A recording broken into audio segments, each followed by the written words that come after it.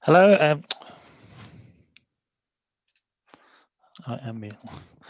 Sorry. Hello. Welcome everybody to today's meeting of City of York Council's Area Planning Committee. My name's Councillor Andrew Hollier. I'm the chair of the committee. I'm joined on screen by the 10 other members of the committee, and they're denoted by CLLR in front of their names. We'll also be joined by a variety of council officers throughout the meeting. They will only turn their videos on when they're contributing.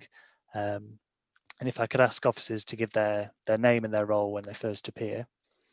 For the benefit of those watching at home, for each application before us today, we'll first hear a brief presentation and an update from planning officers, followed by hearing from our public speakers, and then there'll be a debate during which a resolution will be put forward by a member of the committee and eventually will be voted on. After the first two of those stages, there'll be an opportunity for members of the committee to ask questions of officers. There'll also be questions potentially for individual public speakers. So please stay on the line after you've spoken, just whether we can confirm whether or not there are any questions. When members wish to speak, they'll raise their virtual hands. That may not be visible on the online feed, but if they have a supplementary question to a point which is being made at the moment, they'll raise their physical hand to the screen, and I'll be able to see that they've got a point, sort of more urgent point. After each item on the list today, we'll take a brief break. If I could remind as well, committee members, not to leave their little boxes during an item, and we'll make sure at the end of each item we just confirm that everybody's heard the whole debate. If we could then move on to the agenda proper. I haven't been notified of any apologies or substitutes. I think everybody's here. So I'll just ask then if there are any declarations of interest. No.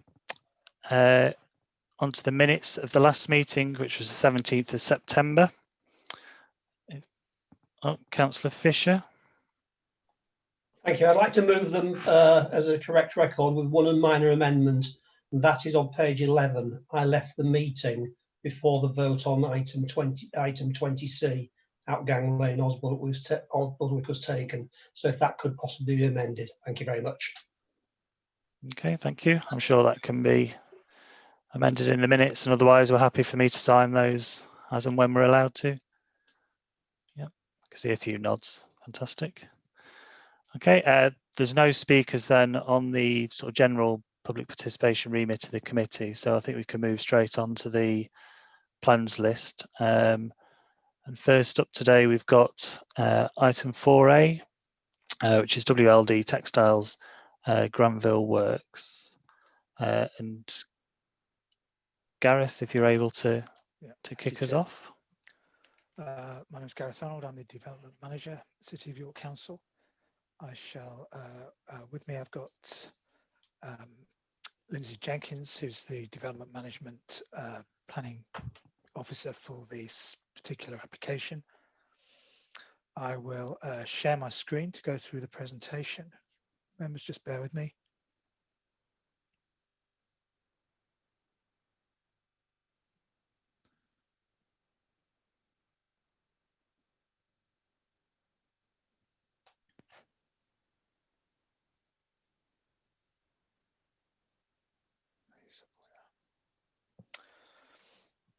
Okay, members will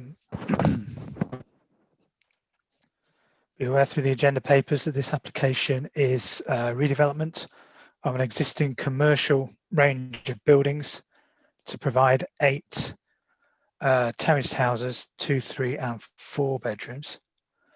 Members will also recall refusal of planning permission for a similar scheme on the site at subcommittee in January of this year. The application remains substantially as originally submitted. The applicant has made some amendments that we will come to in a minute, and submitted some further information and further drawings to support their case for the resubmission. So if I go through the drawings, so this is a site plan. Members will recall the surrounding roads, including Granville Terrace, Lansdowne Terrace, Herbert Street, and Emily Mews to the north. The access to the site is along Lansdowne Terrace.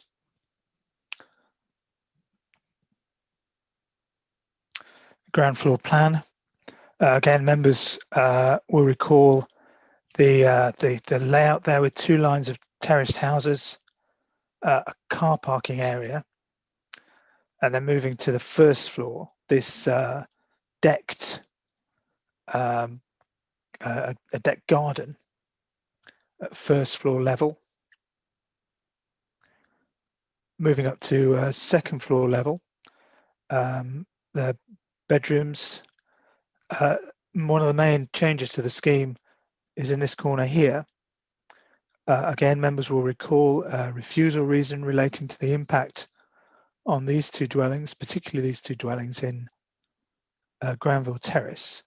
So this property has been lowered in this corner where it immediately abuts the rear of the garden there.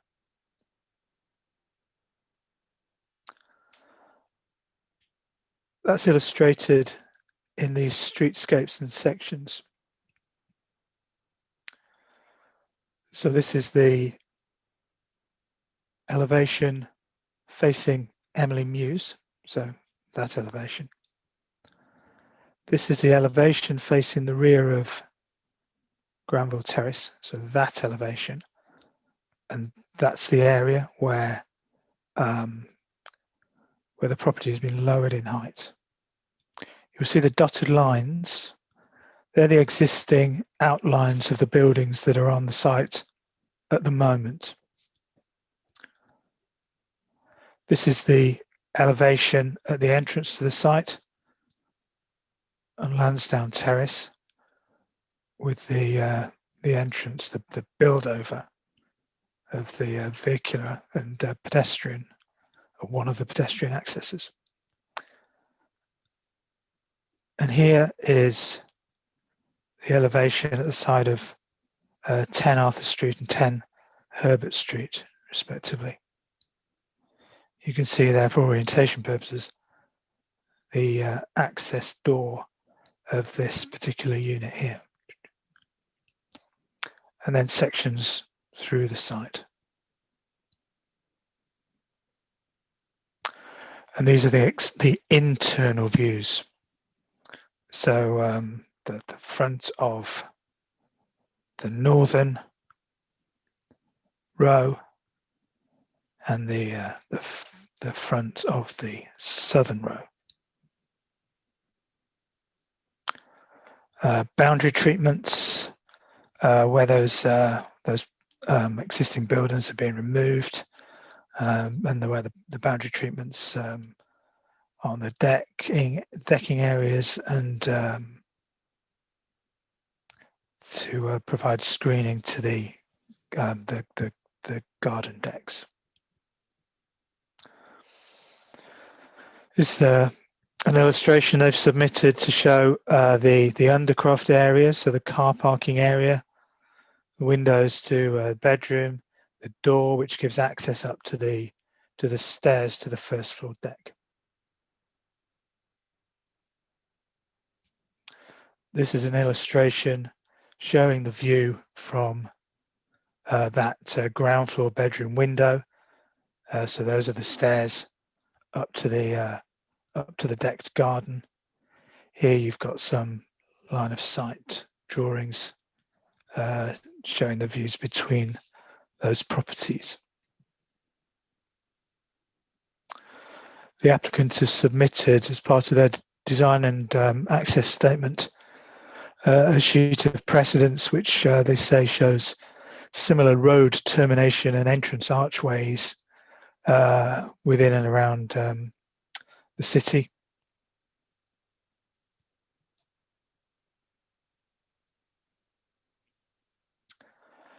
And requested at the chair's briefing yesterday that we provide the drawings of the previous refuse scheme. I'm circling that element of the scheme there. So that's the main external change between the proposed scheme now and the refuse scheme. And that's sat at the end of 25-24 Granville Terrace. And the refuse scheme ground floor plan, first floor plan, second floor plan, roof plan, and the refuse scheme boundary treatments. Photo showing the existing access to the sites from Lansdowne Terrace. A view of the site from Herbert Street, so this commercial building here. The corner of the site adjacent to 8 Emily Mews. So this is part of the site, 8 Emily Mews. And this is 21 Granville Terrace, I believe. And the confirmation that it is indeed 21 Granville Terrace, because you see the site there between 8 Emily Mews and number 21. And then these are photographs from the rear of 25 Granville Terrace, showing the existing wall of the works from first floor level and from ground floor garden level. And that's the last of those photographs. I'll keep that displayed. If members have any particular questions about the scheme and wish to go back to any of those drawings. Thank you. I can see Councillor Crawshaw's got his hand up if you'd like to go first. Thanks, Chair. It wasn't actually for a question, although I do have some questions. My internet connection froze for about 15 seconds right at the very start of the presentation. So I think I saw the opening slide of the presentation, and then the next slide I saw was first floor level. So I think I've only missed one slide in between, but could I either request that we just go back over the very first part of the presentation, or just take some advice as to whether I can continue? I think we had this before, didn't we? And we just repeated essentially that missing part, if that's okay, Gareth. Yeah. Like I say, I think it was literally 10-15 seconds, but it just skipped from the opening kind of front page, that one, to first floor level was the next thing I saw. Right. Okay. So so I should script this so I know exactly what I said. So the site plan, and I think I pointed out, just bear with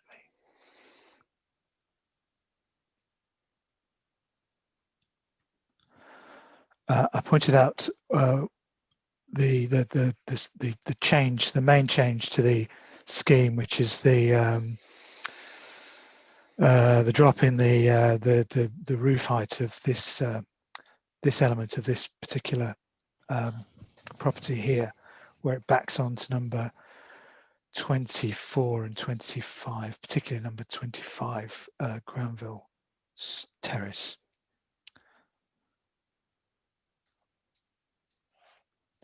I then move to the ground floor plan. Showing the parking area, and then the first floor plan with the garden deck. And that's and the where steps shown up. And that's where I came back in. Okay. Thank you very much. Thank you. Thank you. Councillor Melly, do you want to ask your question? Then we can come back to Councillor Crawshaw. Thank you, Chair. I was just wondering if there's a street view image of the front door onto the property. I think it's on Herbert Street. It looks like there's access into one of the properties. Just wondering. So this one here, excuse me, this one here. So that's the elevation as it faces from this from that section.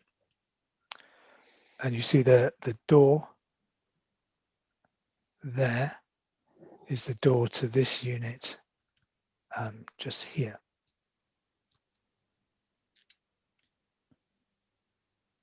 I think when the previous application came to committee before, we had concerns about that doorway and if it was wide enough. I think it was a bit tight around a corner. I was just wondering if this is the same or if it's been amended.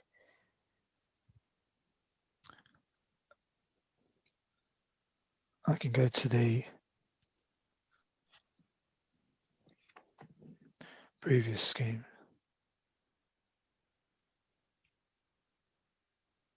I don't recall seeing any notes on the amendment sheet to say that that has been changed. And if Lindsay, do you have anything to add to that? Nothing to add. I don't think that has been changed, and it's not something I've been aware of if it has. And I think it looks very similar to the previous review scheme on that aspect. I don't see why it wouldn't be a standard door width, though. It's not brought to our attention that it's anything other than a standard door. Okay, thank you. Councillor Crawshaw. Thanks, Chair. I had a question not specifically on the presentation, but more on the report. So happy to hold on to that if anybody else has any further questions on the presentation, and then I can put my question. I can't see any further unless Councillor Melly, is your hand still up from earlier, or is this a... Yeah, it is, and I can't figure out how to lower it. I think I can look. Oh no, it's gone now. Okay, I think yeah, I think then the presentation can probably come down, Gareth. Okay. But if we go back to Councillor Crawshaw for... Thanks, thanks, Chair. So I had a couple of questions just within the report, and I suppose one of them, which in some ways respects gets to the nub of the whole thing. Page 14, paragraph 1.7 says there has been a number of amendments to the proposal in order to address the reasons for refusal. I can see one amendment, which is the removal of the 1 bedroom at Unit 1, and I can see a lot of sort of explanations for why the other things aren't a problem, but I can't see any further amendments other than that one change at Unit 1. Am I missing something else within? Is there more than that one amendment, or is it all just clarification? Yeah, can I? We've leapt over the officer update, I'm afraid. That was my fault. Closing in the excitement of closing down the presentation. So we do have an. Can we come back to that? Can we come back to that question?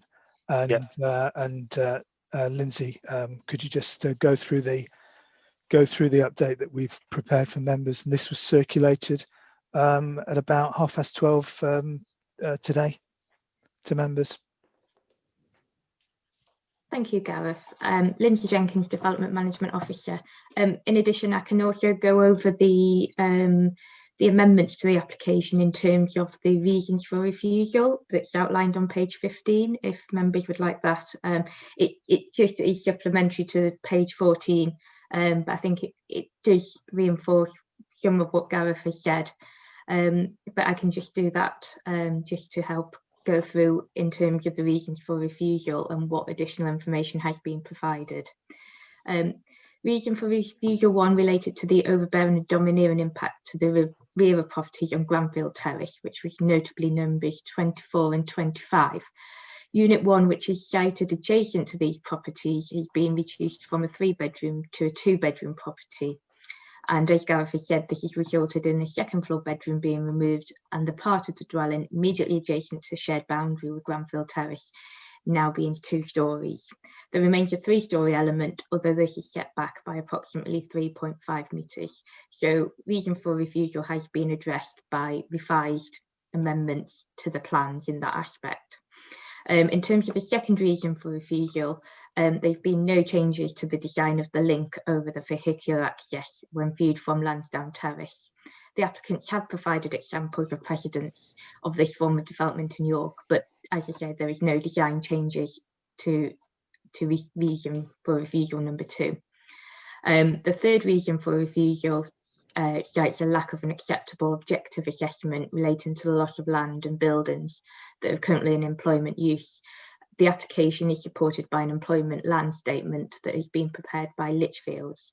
I don't think there'd be a need to amend anything in that respect. It is just a statement to address the policy EC1, EC2 even.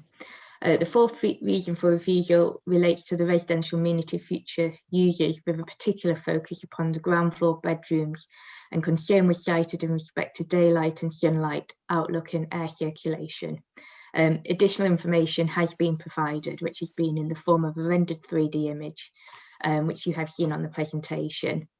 Further details were provided in respect to the sealing of the stairwells to ensure they receive fresh air, and confirmation that the dwellings will benefit from mechanical and heat recovery. And then an assessment of daylight levels to the ground floor windows has also been undertaken. So that's the additional information in respect to reason 4. The update from members sets out an additional representation that has been received. Officer comments are included in respect to the inaccuracies that have been outlined in the report that the objector has highlighted, as well as a recommended amendment to condition 13 and a suggested informative in respect to the Building Act concerning neighbouring chimneys or flues. Thank you. Thank you. Councillor Crawshaw, was your question essentially answered then, or do you have a follow-up? Or? I think it's sort of answered in the sense of, I think that the only significant amendment then is this reduction of one dwelling on, one bedroom at Unit 1. The 3D kind of render of the light well view from the bedroom, I think, addresses some aspects of that, but I believe that there are also bedroom windows that don't look out into the stair light well, and that they just look into the under carport area. I don't know if you can just clarify that. Yes, so the original application that came in that was refused only had one bedroom serving the ground floor bedroom window, and to increase daylighting in there, under that application it was negotiated to include another window.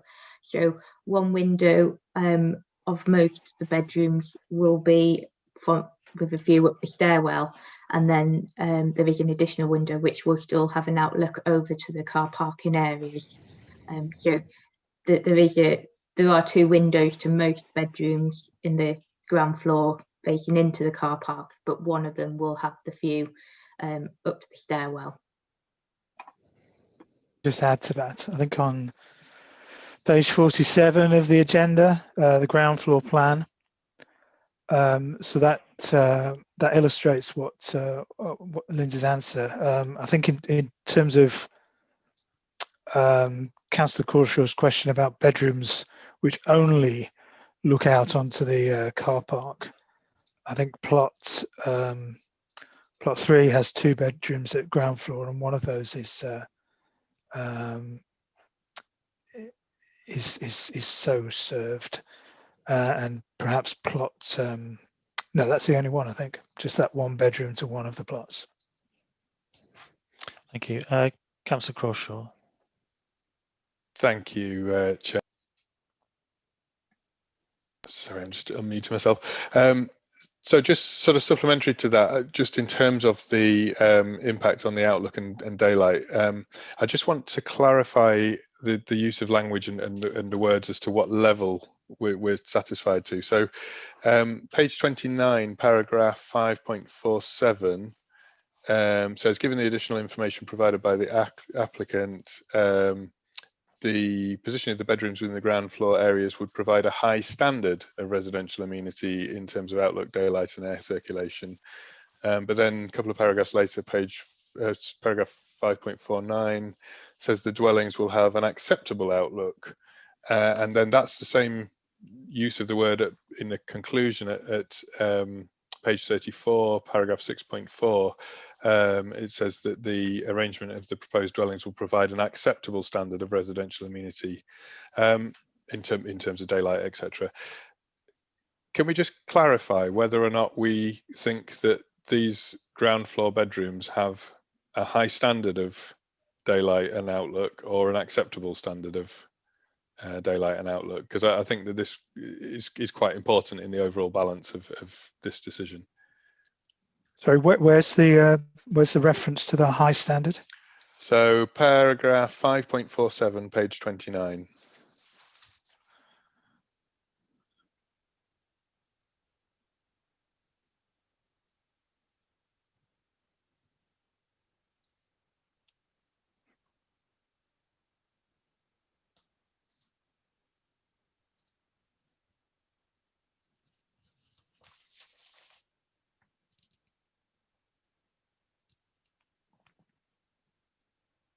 I think our what the applicants have provided is a statement following the building research establishment's guidance on daylight and sunlight, and I think maybe the use of, I don't have the figures in front of me. I don't know if Lindsay, if you have the figures in front of you where you are. I think in terms of what we say in paragraph 5.45, that they receive adequate light levels is if it passes what the BRE states as being adequate, that would be sufficient for our purposes. I don't think, except it says a high standard. I'm not quite sure whether that is loose, a bit of loose wording in terms of the drafting of the report. Councillor Crawshaw, you've got a follow-up? Thank you, Chair. Apologies. I just want to be really clear on this. Paragraph 5.45, just for clarity, says that the ground floor bedrooms are proposed are likely to receive adequate light levels. And I think that the BRE statement was available on the previous application, and I think that members of the committee at that time were concerned about it. And I'm just a bit concerned that we're getting the same argument put back to us again and being told that it is adequate and possibly of a high standard, and actually nothing appears to have changed in terms of it other than a 3D image showing just a different viewpoint. Well, our recommendation for the last scheme was that it was acceptable. Members on the planning balance decided that it was not acceptable. But the report says that it's been addressed. That's kind of what I'm trying to get at. The committee refused the application on 4 grounds, and the report says that the grounds have all been addressed. And I'm suggesting that it might be a subjective opinion in terms as to whether or not we think it's acceptable, but nothing appears to have changed with this. Yeah, I think it is. They've been addressed in that I guess they still show that what we've seen provides adequate daylight levels in those ground floor bedroom areas. And for officers who are looking at a scheme in the round and on the planning balance, something that complies with the BRE guidance we would have to say be acceptable, because we don't have any alternative technical grounds to say that it's not adequate and therefore not acceptable. So it may well be the same information subject to those renders and those drawings, but we feel that it's still acceptable in terms of the level of daylight and amenity in those ground floor areas. Obviously, the decision is members. We can't change what the applicant has submitted in terms of their submission. All we can do is make our assessment and give our professional judgment on that. Apologies, Chair. Can I just be really clear though? 5.45 says likely to receive adequate light levels. So are you saying that the report is just about okay and it's therefore likely that it'll be just about adequate, or are we clear that this is going to be completely adequate light levels in these rooms? Lindsay has a Yeah, I think when I looked at the daylight and sunlight assessment in terms of the ADF for bedrooms, I think it's the BRA guidance requires each bedroom to receive 1%. I think that's the target, and the report does demonstrate that all bedrooms will receive that target. So in terms of, yes, by an assessment, by taking into account the BRE guidelines, it is likely that each bedroom, taking that into account, will receive adequate daylight to meet those targets. That is a calculation and assessment based on different levels of where sun comes in, and it's obviously a technical assessment. But the reports of both applications did actually, the bedrooms did meet that guidelines there. Okay, thank you. Councillor Melly. Thank you, Chair. Did Councillor Webb have a supplementary? Because I was about to ask a new question. Oh, sorry, Councillor Webb. Thank you. It is only brief. Lindsay, you just said would receive 1%. Could you be really clear for my benefit more than anything else? I assume it's something to do with light, but what's it 1% of? That's just the target that the BRE guidelines set out. There's a different target for depending on which type of room you're looking at. So a living room kitchen has a higher target, bedroom has just a target of 1%. So it's 1% of light in that. I'm sorry, I'd have to look back at the BRE guidelines to go on that. But it is a set criteria, the ADF, the average daylight factor. That's what it is. So that's the calculation is working out the average daylight factor for bedrooms and other rooms in particular. Okay, so just for clarity, if the bedroom is 1%, what is a living room? What percentage are we talking about there? Can I just suggest we come back to this? We'll That's just get fine. Thanks. the document, and we can read the parameters of what that's seeking to illustrate. Okay, thank you. Councillor Melly then. Thank you, Chair. I had two questions. Just I didn't completely understand a couple of things that were said in this discussion and in the officer update. So I'm just going to ask some clarification if that's okay. There were two things. One of them was to do with chimneys. I appreciate officers raising that because that was something that I raised on the site visits for the last application that came, that there are existing chimneys at the end of terraces of existing dwellings, and then this new plans to build right up against those chimneys higher than the level of those chimneys, which would mean that those existing chimneys would no longer meet building regulations. And I understand that that's not a planning matter because having planning permission doesn't include permission to override building standards, but I couldn't see where it was mentioned in the informatives. And my other question, I just didn't completely understand what was being said about the bedrooms and there being only one bedroom that relies on a window overlooking the parking area for light and ventilation. Is that what was said? It looks on the plans, yeah. It looks like there's a few bedrooms that rely on a window overlooking a covered parking area as the only source of natural light or ventilation. I think what I said was there was only one of the bedrooms which didn't also have the stairwell view.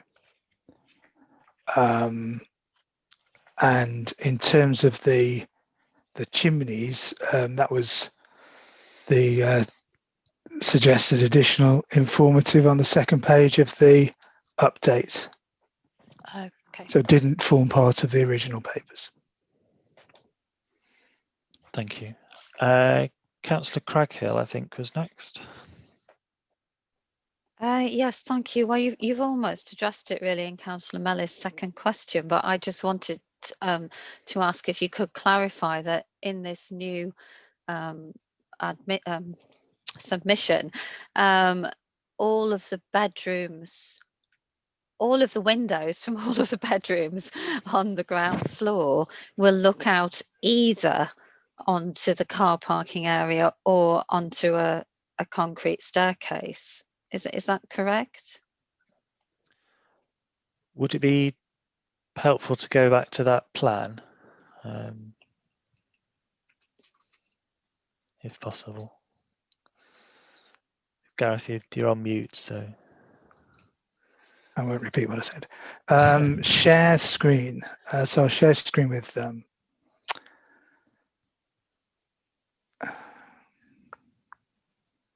members. So this was the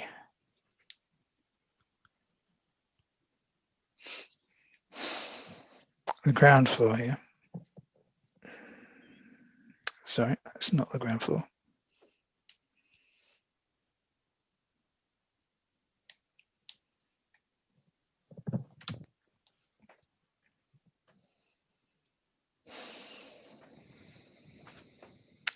So here we have the ground floor. If I go through house by house, so plot 1 has a bedroom, a window into the stairwell, window. Plot number 2, again, window into the stairwell, a second window, and then a third window. Plot 3 has 2 bedrooms. One bedroom has the window into the stairwell, second window, and then this second bedroom has both of its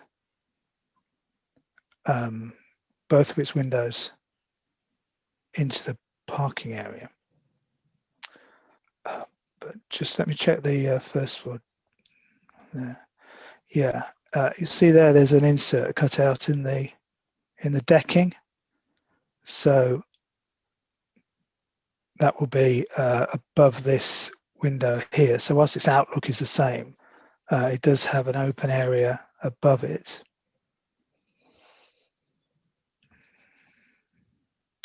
Plot number 4, one bedroom looks out over the landscape area, the path, and the street on Emily Muse. That bedroom again, stairwell and a second window. The same for that plot, that one, and that one. I would say that according to building control colleagues, those windows, it's likely under the building regulations that those bedrooms will need to be mechanically ventilated, and the windows are likely to be required to be sealed at that level. Yeah. So just to resume, I wasn't quite right in what I said, because the ones that look out, the bedrooms at the back onto Emily Muse are obviously different. But Yes. aside from that, all the ones that look internally are either onto the stairwell or onto the parking area. Is that right? Yes. Or it looks like, sorry to interrupt, it looks like there's the first 2 bedrooms you showed us look out into the kind of vehicle entrance to the premises. Well, there's a second window, or a third window, I should say, there and there.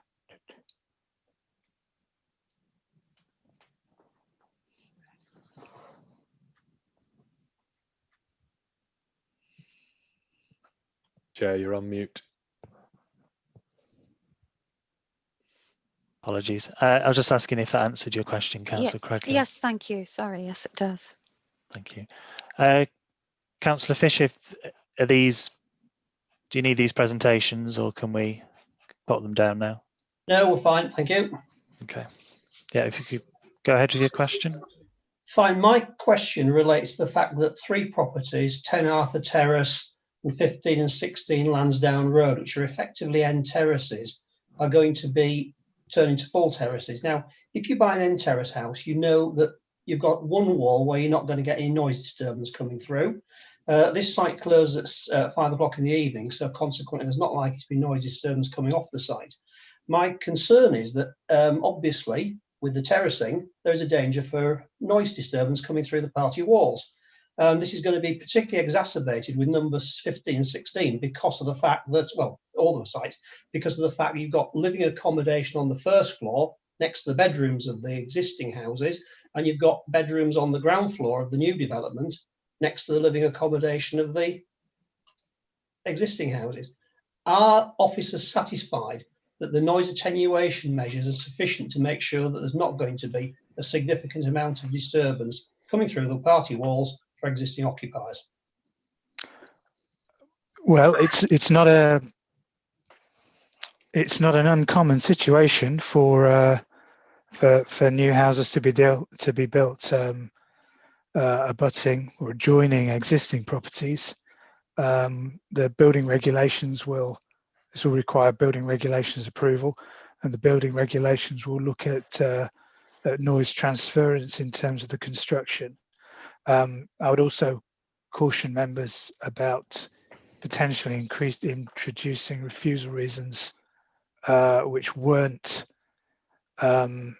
used for the previous scheme, because I don't recall that this particular issue being a refusal reason on the previous scheme, and it hasn't materially changed in respect of the new building abutting the existing buildings. Thank you. Gareth, are you able to take the screen down? Sorry. Yeah. I think Councillor Webb's got a question. Yeah, I did, and you might be able to answer this without the screen, but I thought, might have been useful then. I apologise, Gareth, if it is helpful.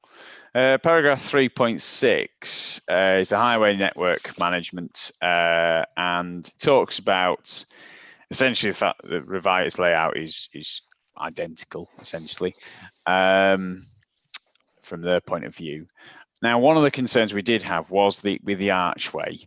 And obviously it's not the greatest thing for people who are cycling out of that spot, and given its location so close to the city centre, we would expect a lot of cycling from that development. And it does say that issues in respect to walking and cycling connectivity remain. It would be of benefit to provide an alternative access to or from Arthur Street to link to the cycle route. And I was just wondering, is there anything in this scheme that sort of addresses that issue? Because obviously, once it's built in there, it's very difficult to think about such things. But is there anything that addresses those concerns?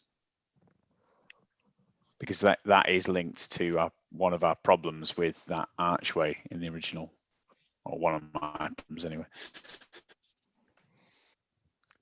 Lindsay, is that? I think the scheme is the same as it was originally presented in terms of that issue that would have been raised with the developers originally with the first scheme. And if I recall correctly, I think they felt it compromised the site planning to provide a link through. Yeah, but as it stands, it's the same as it was previously. That's correct. And I think there was also, in addition to the site planning, there were concerns about security aspects, having another small pedestrian link through. Yeah. How that would be overlooked, managed in terms of that. Obviously, the vehicle access is quite a large open space, and if you've got smaller pedestrian cycle routes, and how to keep the residents feeling safe and secure in that respect. Okay, thank you. Did you have a follow-up? Yeah, it's just could you? I don't know if Helene wanted to say anything. She's popped up on the screen, and she might know a little bit more about sort of transport than me. But I know we did raise this. We did raise this as an issue in the last one. And my only follow-up was, you said it would compromise planning. Gareth, could you just explain that phrase a little bit? What you meant by that? I think that's more a question for the applicant. I didn't. Okay, we've fine. Just made we've made an assessment of what. Of what's there, and we can answer those questions best we can, but I think the agent would be better to answer that, or the architect. Okay, thank you. Councillor Craghill, you've got your hand up. Yes, thank you. It's a slightly different topic. One of the refusal reasons was, as being referred to, the lack of an employment land impact study, and that's been provided. But I just wanted to ask, it's talked about at paragraph 5.14 on page 21, and you talk about, alternative employment uses could be noisy or incompatible within, industrial process or whatever. But that doesn't necessarily cover all employment uses, does it? So office use or similar use to present. And I'm not sure if it's. Could you clarify? Has the site been? Does the impact study that's been submitted show that the site has actually been marketed for other employment uses across the board?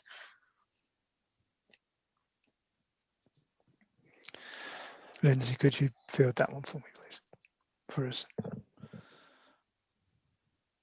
I received some information that there was information with they were in discussions with agents in terms of potentially leasing or letting the land off, but the agents did come back and did say that there were shortcomings with the site in the currently the condition of the building and the access to it that would make it unattractive for an employment location, and the construction and the age of the buildings, their specification. That was the overall information from agents, but I've not been made aware that there's any direct marketing information provided. Okay, well, presumably the condition of the building isn't necessarily a justifiable reason, because the building's not being retained for this housing use, is it? So why would we assume that it would have to be retained for an employment use? Policy EC2 does refer to a number of factors that can be used in terms of demonstrating whether a site is viable, and it does talk about, it does say existing land and buildings, and it does say in terms of market attractiveness, business operations, condition and or compatibility with adjacent uses, and that's EC2.1. So there is a number of factors in there. Yes, there is in the report that it could still be used for employment land. We're not saying it cannot be at all. Obviously, we've made an assessment and an objective one in terms of taking all of those factors into account. Okay, thank you. I can't see any further questions, so I think if we could move on then to our public speakers. Can I just, I've read the 88 pages of the Building Research Establishment Guidance and found the relevant, section, so I can answer the question, or I can read what it says in the document. So in the BRE document, it says that daylight provision in new rooms may be checked using the average daylight factor. The average daylight factor is a measure of the overall amount of daylight in a space, and follows the British Standard Codes of Practice for Daylighting.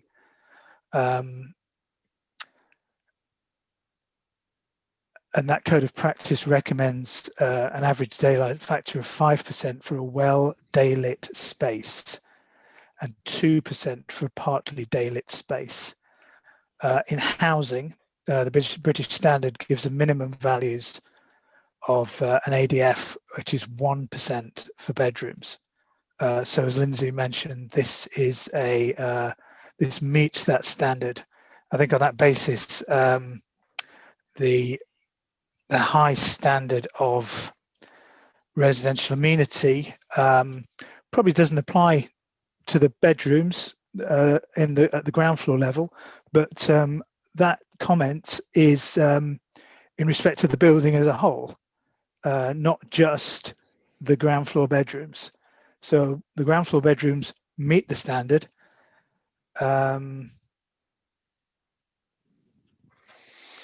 The dwellings, just say in particular, the bedrooms on the ground floor provide a high standard of residential amenity. Take back what I just said.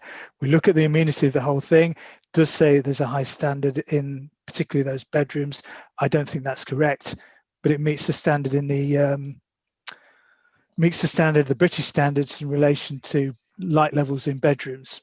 I would suggest that the authority would find it difficult to challenge an appeal where the standards met the building research establishment's guidance levels.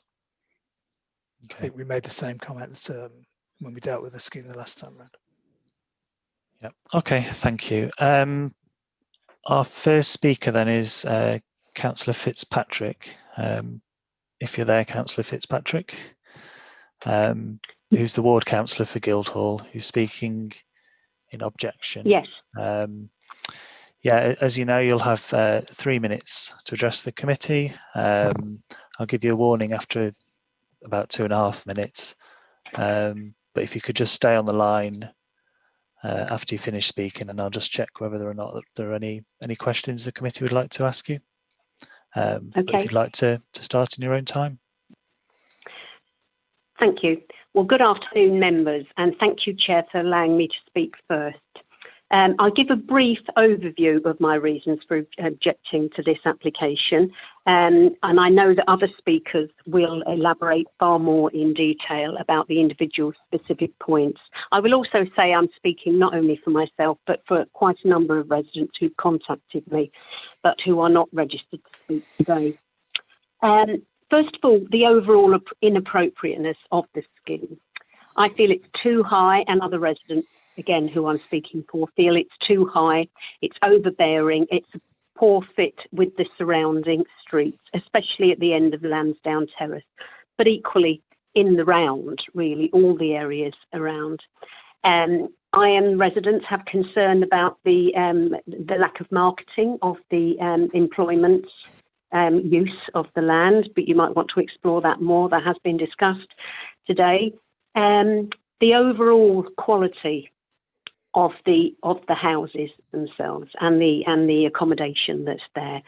I am concerned that the prospective residents will not have the amenities that they should have, and the main thing is clearly the loss of light that has been mentioned quite a few times. I don't think that's been addressed properly.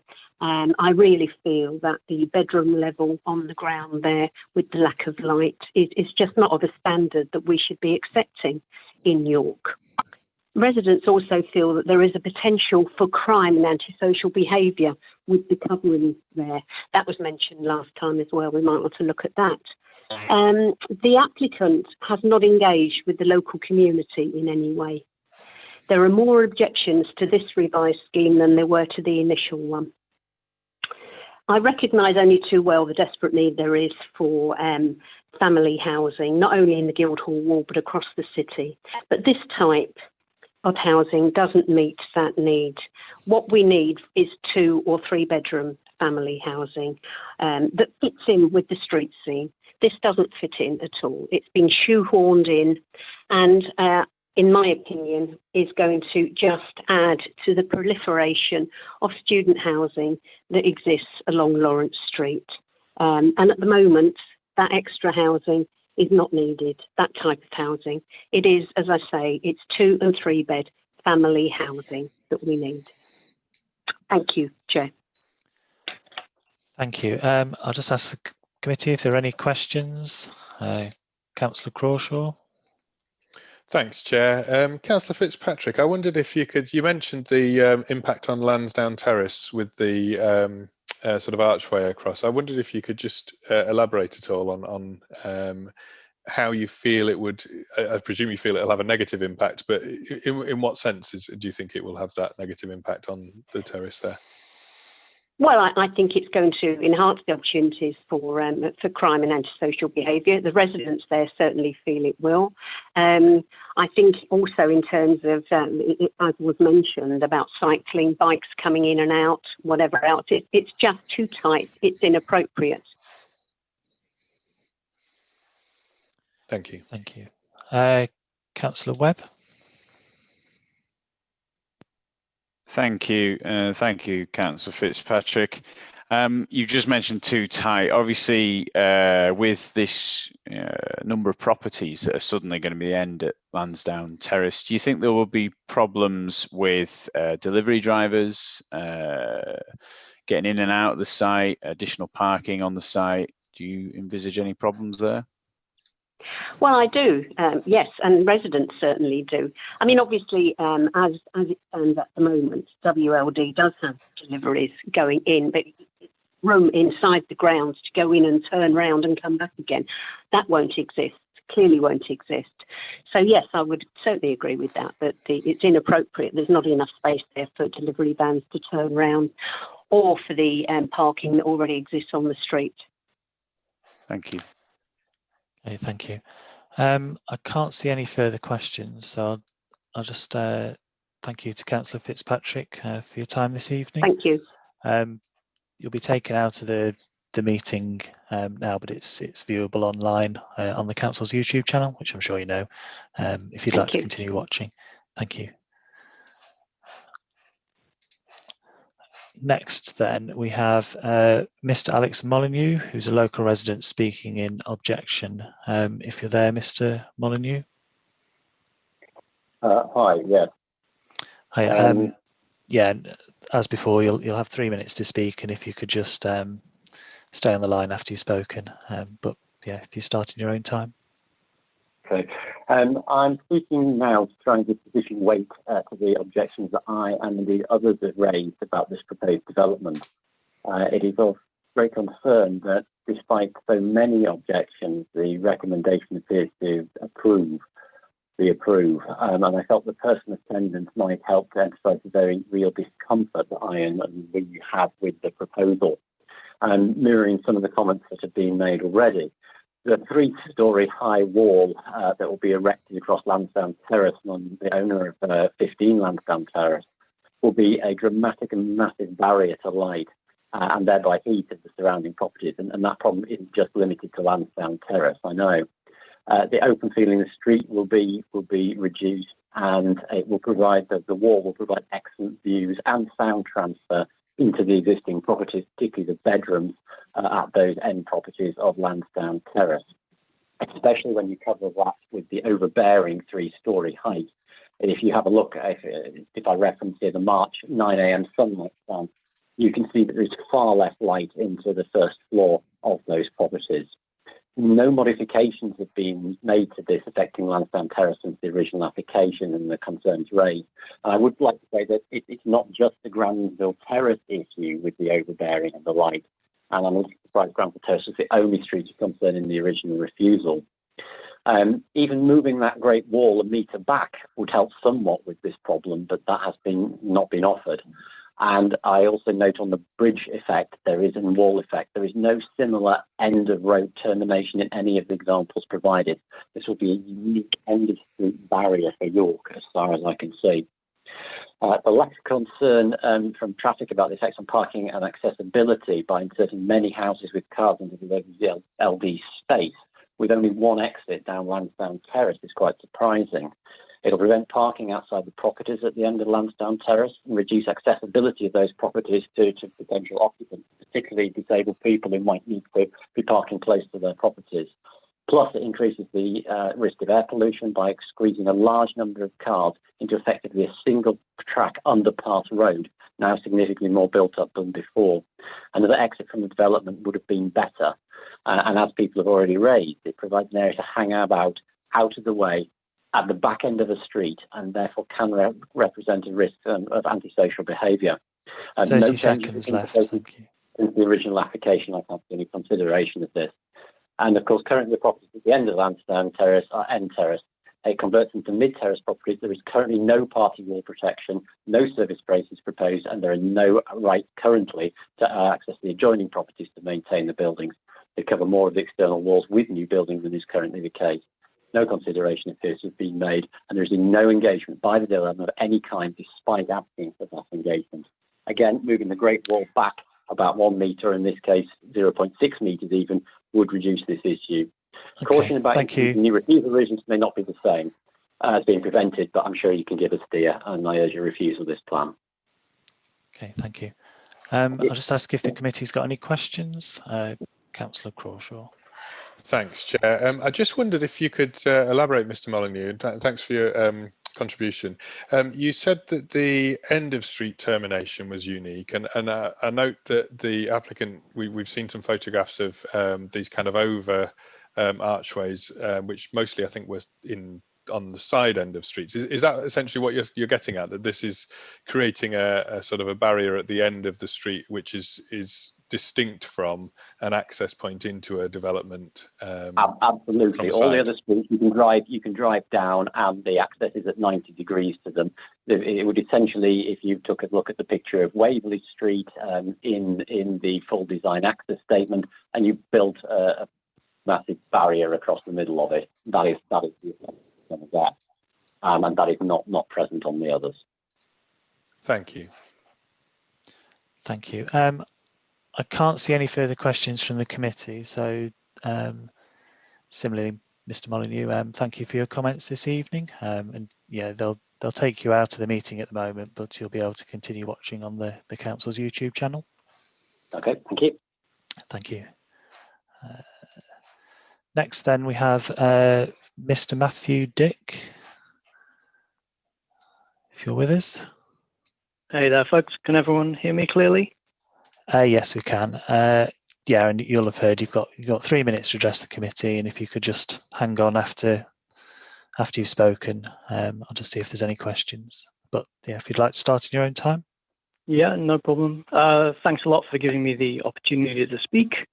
I'm the owner at 25 Granville Terrace, but I'd like it to be noted that I'm also representing my neighbours at number 21, 22 and 24 Granville Terrace. So I would like to reiterate our objection to the revised plans. And our main concern here really is that very little has been done to address the original concerns that were raised by residents and also of the committee, which led to the previous rejection. So I'd like to start by strongly disagreeing with the assessment of the planning officer at paragraph 5.41. And that's in relation to the elevation of Unit 1, which is the unit that backs onto the gardens of my property and the property at 24 Granville Terrace. So whilst we're happy to acknowledge that the elevation of Unit 1 has been partially lowered, what I'd like to draw your attention to is that that's only been done for the rear 3.5 metres of that unit as a whole, and then the rest of that unit suddenly shoots back up to the full 3-storey elevation. So what you have is the end result is roughly the same as the original plans vis-a-vis our outlook, because if you look at those photos that Gareth put up earlier, from the rear windows of my property. So what we would essentially see would be that 3-storey structure out of our windows, albeit slightly set back. And some of you visited my property previously as part of the site visit, but yeah, you can refer to Streetscape CC all the photos. So the end result is that practically no sky is visible from the upstairs or downstairs rear-facing windows of our properties, and that just seems to me to be a bit of a grim outlook for us.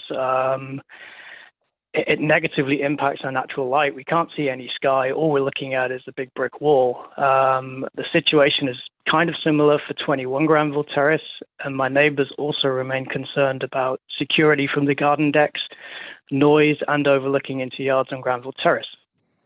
So in our opinion, the revised plans don't do anything to remedy the overbearing nature of the development. It continues to harm our residential amenity, which is contrary to paragraph 127F of the NPPF and also a policy D1 of the council's draft local plan. So to sum up, we're objecting on the basis of that continued extreme height and massing. To me, it's still unacceptable to residents. It's at odds with the surrounding area. Thank you. That's true also for Lansdowne, for Emily Muse and Herbert Street. So properties on all sides are overshadowed and dwarfed. So I would urge the committee to look very carefully at these revised plans versus the original criteria for rejection, as we feel that really nothing of any substance has changed. And that's me. Thank you. Thank you. Just hang on a second. Can't see any questions from the committee. So yeah, thank you for your time this evening, Mr. Dick. And Yeah, similarly, thanks a lot, guys. You can carry on watching online on the YouTube channel. Brilliant. Thank you. Next then we've got Mr. Rob McNaught. If you're there.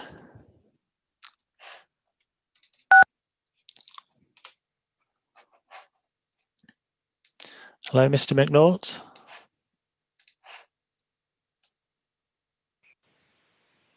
Hello. Can you hear me now? Yes, we can hear you.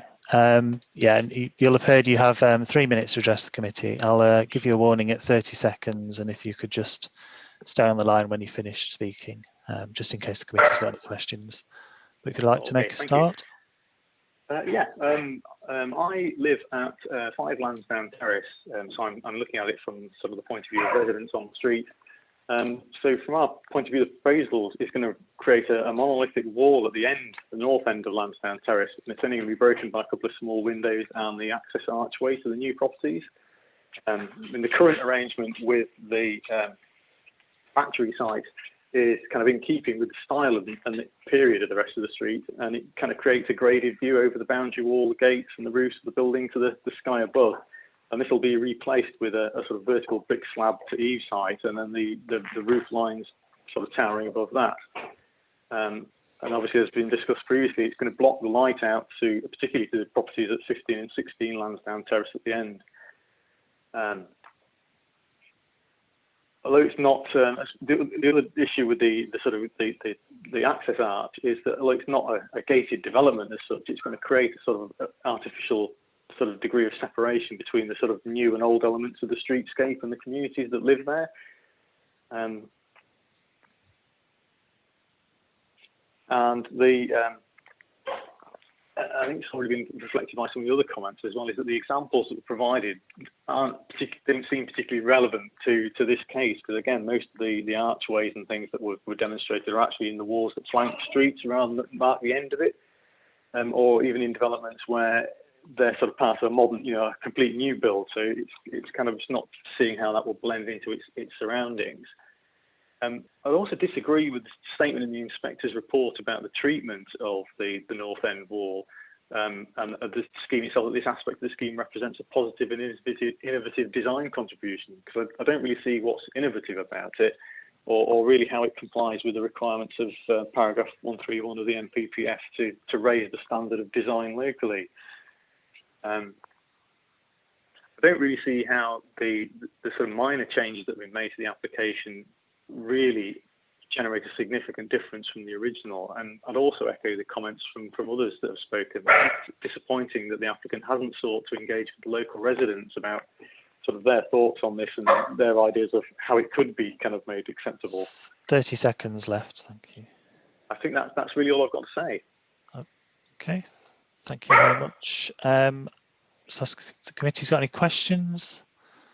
I can't see any at the moment, so you'll have heard me say it a few times now, but yes, you'll be taken out of the meeting at this point, and you'll be able to continue watching, but thank you for your time and your comments this evening.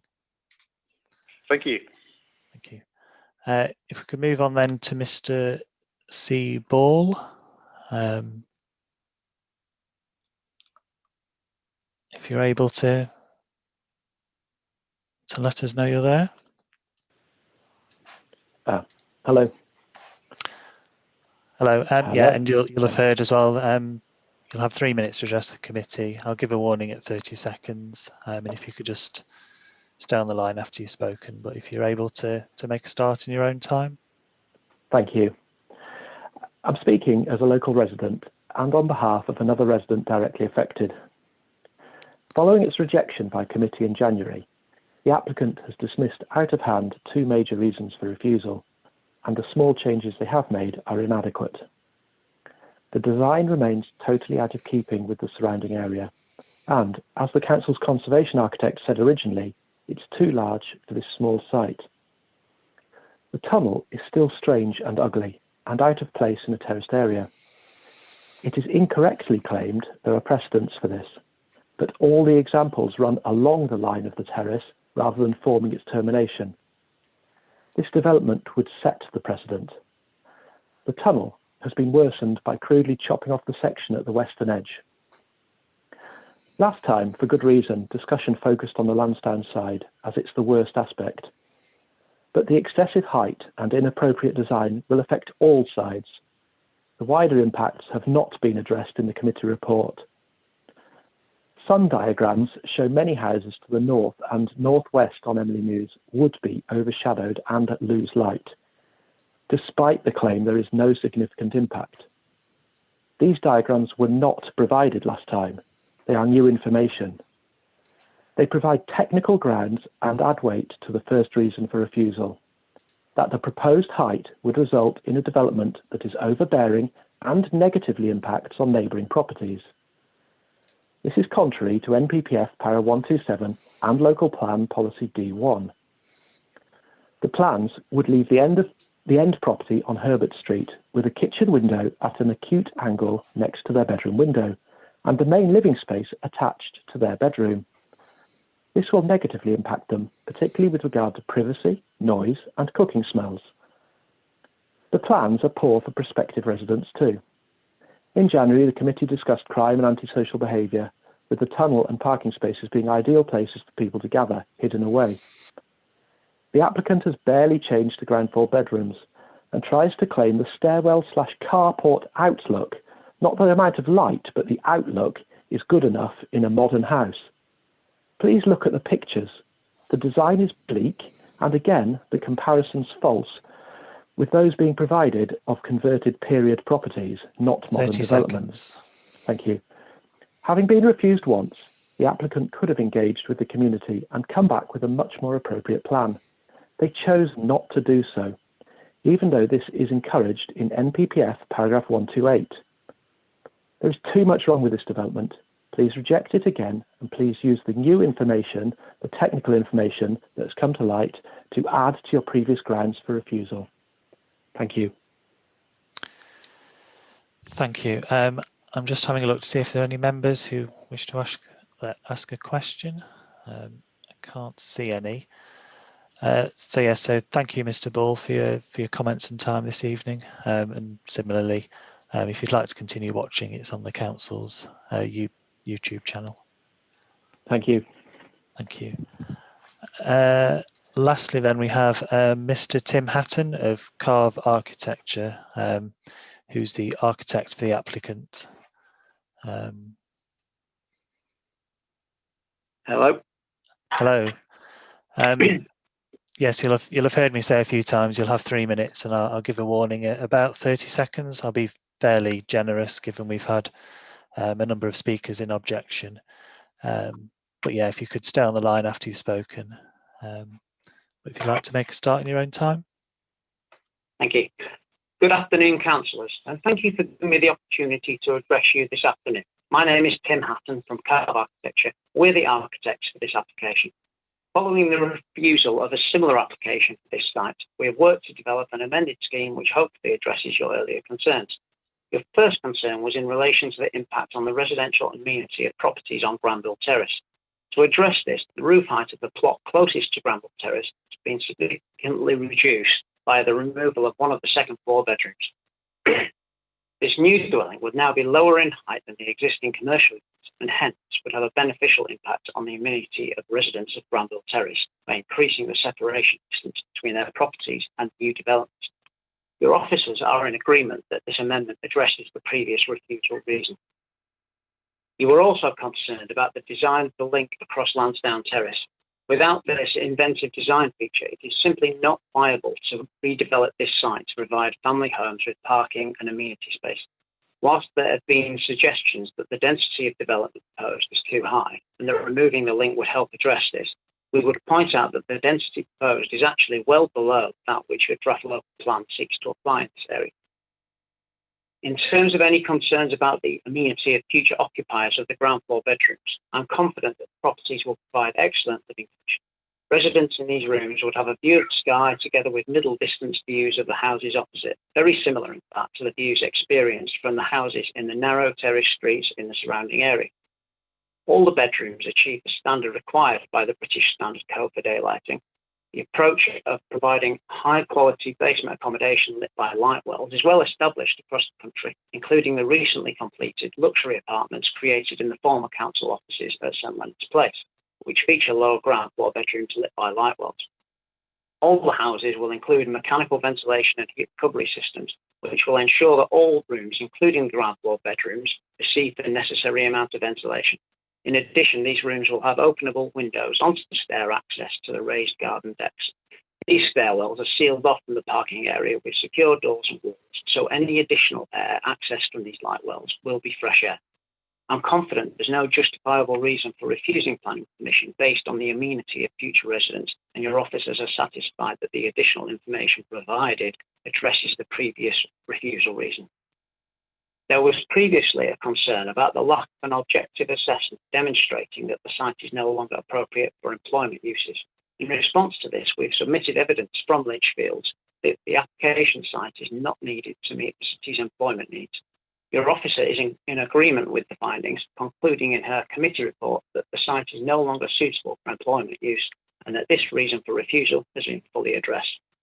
In conclusion, I would stress that, as well as addressing housing needs in York, developments such as this will be crucial in boosting the economy and supporting the construction industries during these difficult economic conditions.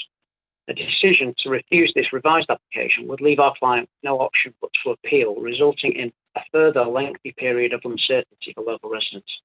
On that basis, I would urge the committee to vote in favour of this application today. Thank you.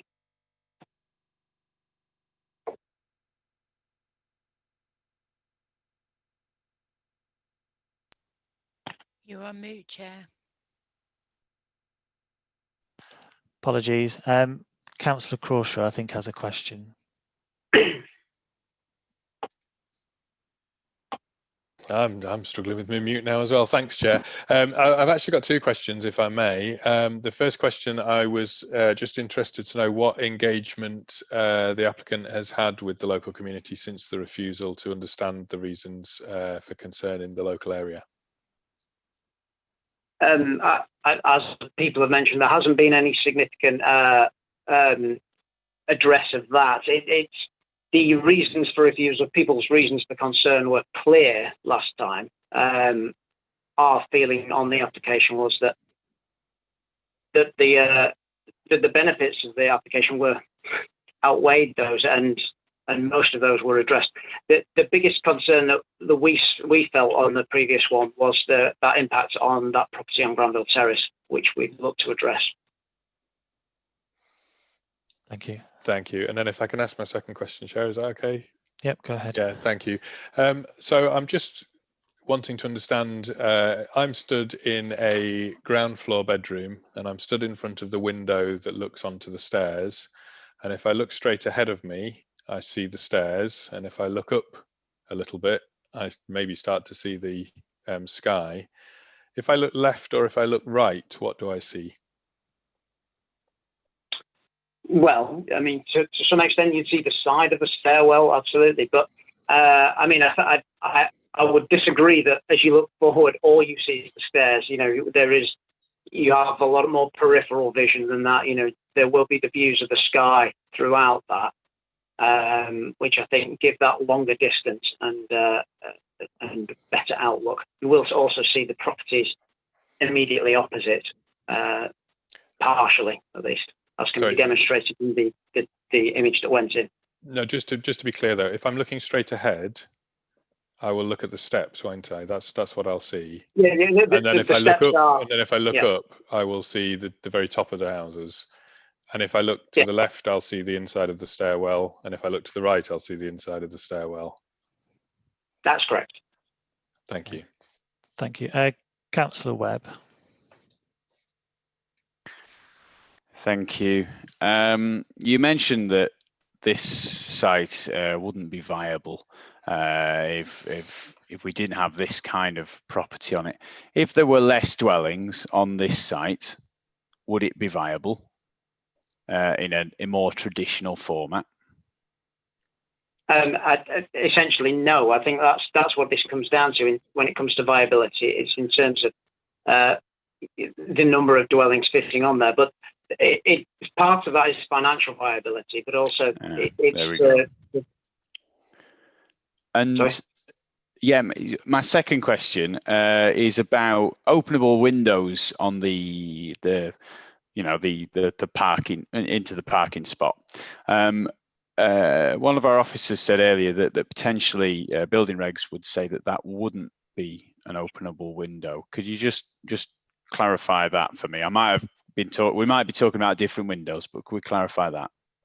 Yeah, no, that's fine. And I did note that was mentioned, but I thought rather than change what I was actually going to say, I thought we'd address it in the questions actually, because I thought you'd probably raise it. Yeah, so what we were suggesting in our design would be that the windows that face onto the stairwell themselves would be openable, but not the ones into the parking area. We would obviously have to have discussions with building control when it comes to building regulations. The idea would be that these would be, I suppose, in addition to comfort ventilation, because to hit the environmental standards that we're aiming for here, we would need the mechanical ventilation heat recovery units fitted in the dwellings, which provide all of the fresh air ventilation required anyway. The idea of openable windows to the stairwell really was just to add that extra bit of immediate fresh air, kind of comfort ventilation, I should say. Thank you. Okay. Thank you. Councillor Culwick. Thank you, Chair. I'd be interested if you could just, again, explain what measures have been taken to see if there was any potential for further employment use of this site. I didn't quite catch the length that you've gone to just be clear about that. Sorry, I mean that document was put together by Litchfield, our planning consultant on that. So I don't know the full details of everything that went through, but I think the details are in there, just to some extent. That I don't think it's been fully marketed in other uses for employment use, but there has been some general agreement that it's unsuitable as such. Thank you. Did you have a follow-up there, Councillor Culwick? Or not really. I think it's fairly clear to me that there has been no real effort to see if there is further possible employment use of the site. Okay, Councillor Perrott. Thank you, Chair. It's a supplementary really about the windows actually. So can you confirm to me, if windows aren't opening in bedrooms, is the safe sort of exit from the building, sort of in terms of fire? How will residents actually get out of those buildings quickly? Because obviously if they're unable to open bedroom windows, and I realise that the stairwell ones will open, but about the other ones that don't have that access, can you just confirm what the arrangements are for people safely exiting the building? Yes, certainly. For means of escape, the stairways and hallways will be protected stairways. They would have to be for the 3-storey properties anyway. So means of escape would be through the into the protected stairway and out of the door. Thank you. Councillor Craghill. Thank you. Yes, I just really wanted to ask you why the makeup of the different size of the dwellings includes 5 out of 8 being 4-bedroom ones. When we think about the sort of quality of the dwellings and everything we've talked about the ground floor and the stairwells and the lookout from the bedrooms, you might expect that people looking for 4-bedroom dwelling might be looking for something a bit different. What how does that, why is that such a high proportion, and how does that relate to your assessment of viability? I mean, I would disagree about the quality of the accommodation there. In the fact that there is large garden spaces, private garden spaces, a good living space, and private parking on site. I think we're talking about the fourth bedroom generally that has this outlook. And I think if you are to buy a 4-bedroom family house, it's not unusual that there are better bedrooms and worse bedrooms. And if the 4th bedroom is still a double bedroom and still getting adequate light and outlook, that's not such a bad situation in my opinion. Okay. I think when you talk about garden spaces, I think somewhere in the report, I'm not sure if I can find it offhand now, it refers to the fact that residents may be able to grow some green infrastructure in the decking areas, but it's not, you're not providing gardens, are you, as such? You're providing spaces that could be some kind of garden. Well, no, I don't think that's the case. There would be provided as a lawn area, and there'd be, in fact, I'm sorry, I'm just trying to, there'd definitely be a lawn. I'm just trying to recall, obviously it's been a while since I did these, whether we would be providing any other landscaping in that. I mean, there would be the landscaping, obviously, to the fronts of the properties on facing Emily Mews, but yeah, within the garden spaces, it would be a lawn and space to create your own garden in the same way as any other new house with a rear garden. Okay, thank you. Thank you. Councillor Ware, you've got a further question? Thank you, Chair. Last one from me. It's just back on opening windows and mechanical ventilation. Could you just, I'm sorry, I'm ignorant of mechanical ventilation. Could you just talk me through exactly how that works? I mean, does that mean energy bills are higher for the house? What is it? How does it work? Far from it. The mechanical ventilation heat recovery unit, it uses the heat, the warmth within waste air from places like the kitchen and the bathrooms, and exchanges that with fresh air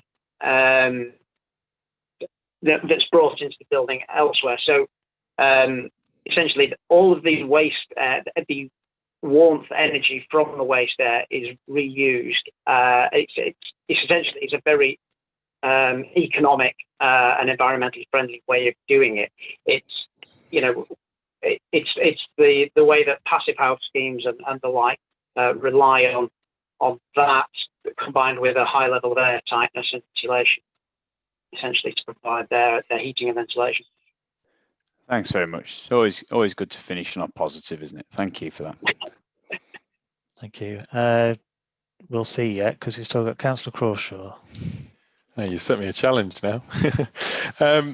Thank you, Chair. I just wanted to come back to this end of Lansdowne Terrace and the building across there, and I'm sort of looking through some of the local policies, both local plan policies and MPPF policies about design and context and what have you. And I note that you didn't take on board some of what the committee had said last time and haven't changed that aspect of the design. But the local plan policies are quite clear that good design responds to its context. It should be informed by the local character of the area. Can you give us something about why this big sort of end point of Lansdowne Terrace is meeting that? Because to me it seems quite clearly not to, but obviously as an architect, you would, I presume, be able to explain to us how it does reflect or enhance the character of the area to have that archway there. Yeah, certainly. So in terms of response to the local area, that's done by a number of forms. There's the materials. The suggestion would be it would be in a red brick, matching the material, matching the local wall makeup, together with the roof materials being in a slate. That's just the start. Also thinking about proportions of windows and the height of the eaves of that archway elevation do match the sides there. So I think in terms of scale and in material, it's certainly responding there. Now, I appreciate that by having a termination at the end of the road there, that wasn't popular. However, there is already a termination at the end of the road there, which I would argue is less satisfactory in the WLD development, which is essentially the kind of messy end of what was like a builder's yard. And there is a courtyard of some description there as it is. In looking at the other development, so the rest of the scheme, we've looked to reflect the pattern of entrances to dwellings with some brick detailing decoration around those entrances, which we've also picked up with those two entrances to plots 1 and 2, I think it is, from the archway. The other side of things is there were concerns during the last application about windows on that elevation. We could have more windows there, but there were concerns about the adjoining dwellings there. So that's why those have become obscure glazed windows and non-opening, or with window restrictions, with no restrictors, I should say. Thank you. Thank you. I can't see any further questions, so yes, I'll just thank you for your time this evening, and similarly, you'll be taken out of this meeting, but you'll be able to carry on watching on the council's YouTube channel. Thank you very much. Thanks.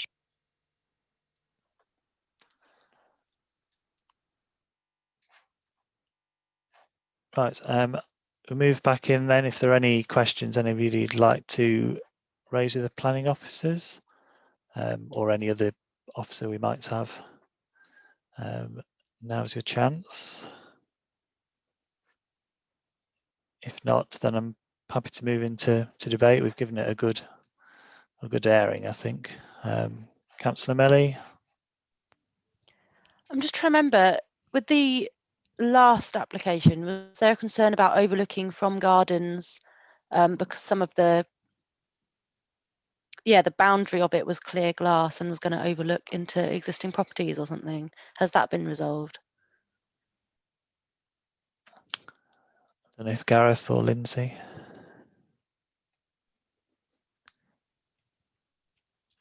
We showed, and I think attached to the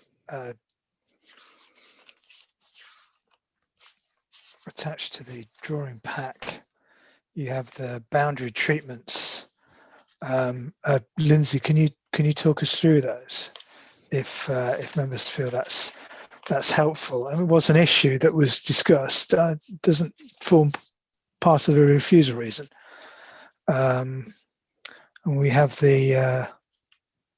Sorry, I'll leave it to Lindsay. I asked the question and then started talking myself.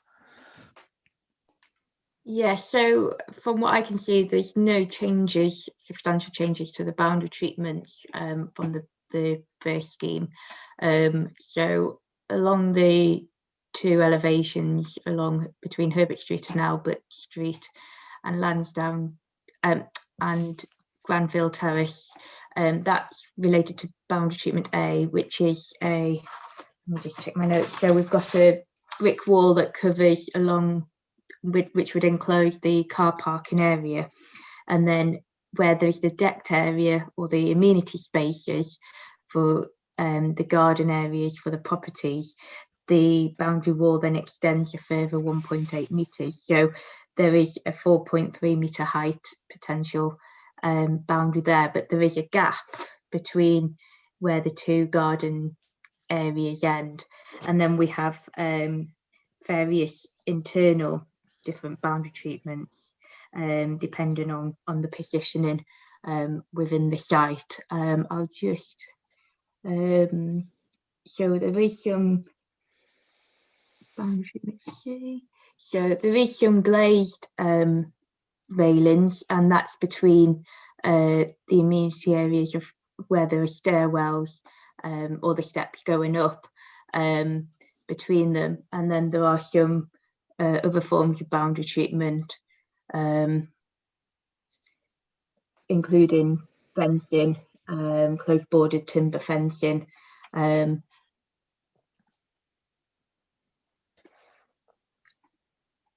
And then there are some more railings as well along there. So the boundary treatment has been detailed, and we have conditioned that the plan is, the details are submitted. So if there was anything specific, I think we can make sure that those are addressed.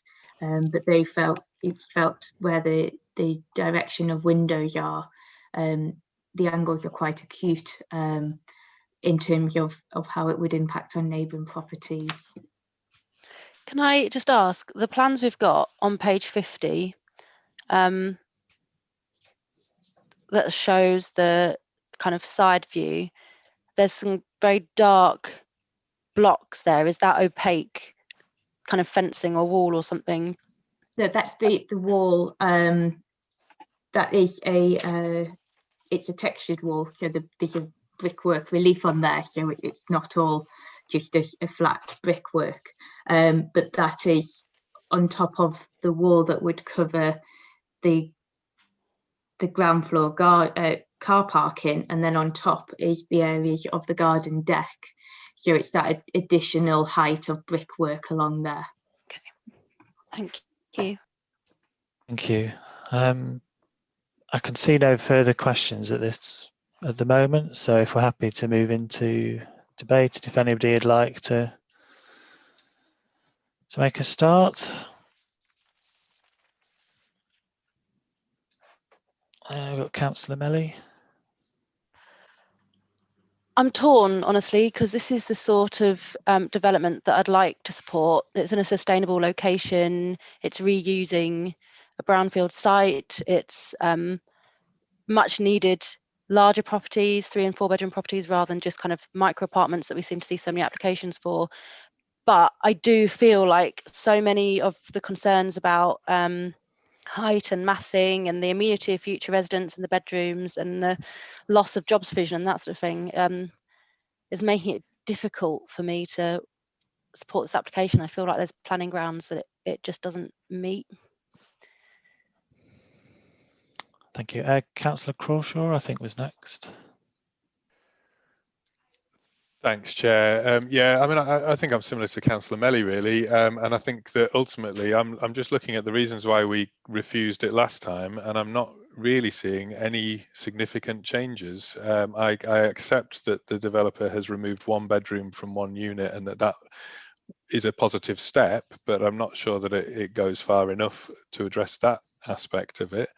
And I don't see any other changes on any of the other elements of it to allay my concerns.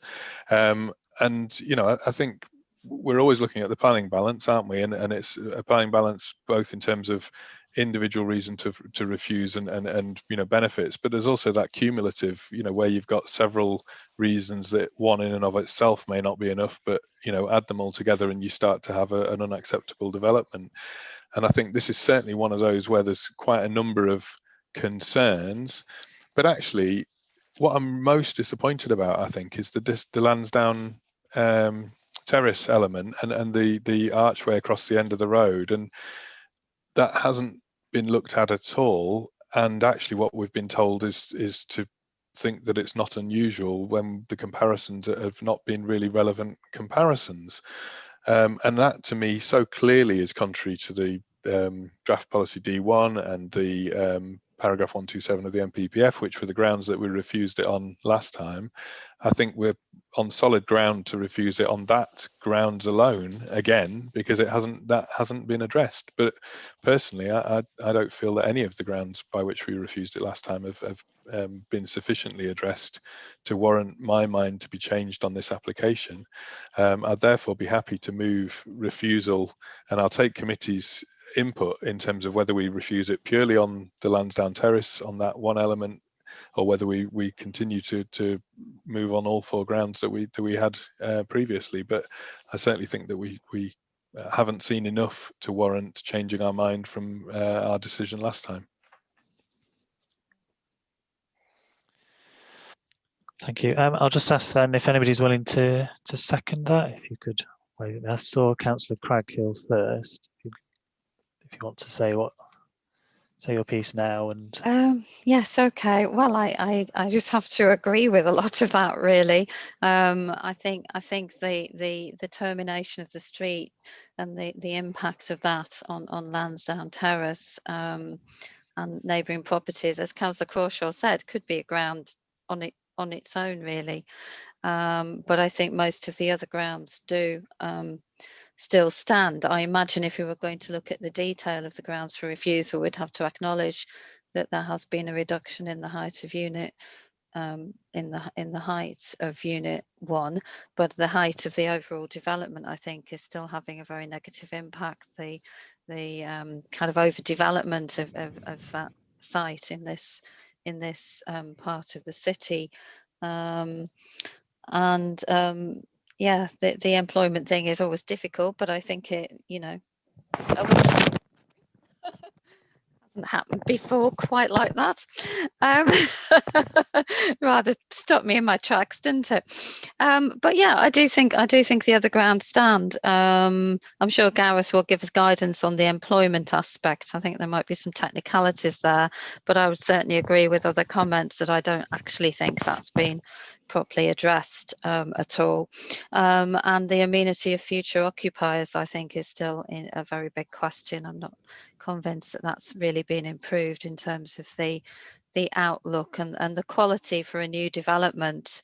I think, as one of the residents said, a basement in a conservation property, that's being refurbished is a very different prospect to what we're looking at here for a new build in terms of the quality of that ground floor outlook in particular.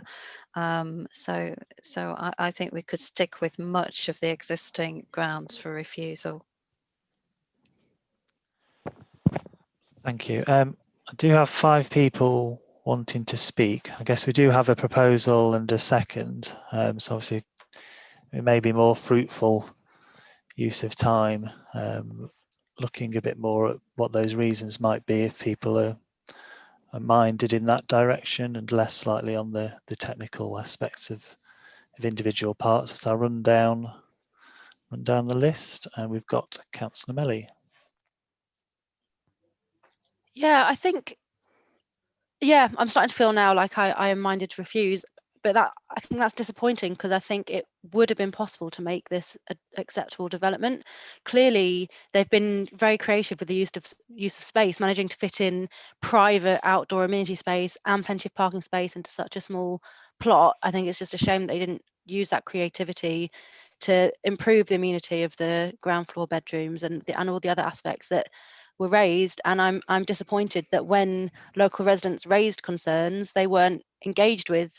The public speaker on behalf of the applicant said, well, they feel like they've assuaged the concerns of residents, but then admitted they hadn't actually engaged with any residents to find out. So yeah, I'm just disappointed that they couldn't have made some more creative changes to make this an acceptable development, because I think it could have been done, and hopefully, possibly in the future, they will in another application. Thank you. Councillor Webb. Thank you. Yeah, I think, like Councillor Melly, I'm not angry, but I'm disappointed. I think that we're in a situation where I want to look at those 4 points in turn, really. And the first point, yes, I think we have to accept that Unit 1 has been pushed back slightly, but actually that won't make too much of a difference to the outlook for the residents, notably numbers 24, 25. Point 2, really nothing has been done that I can see for point 2. Point 3 was the only one where I thought, all right, well, that has actually been ticked off and dealt with.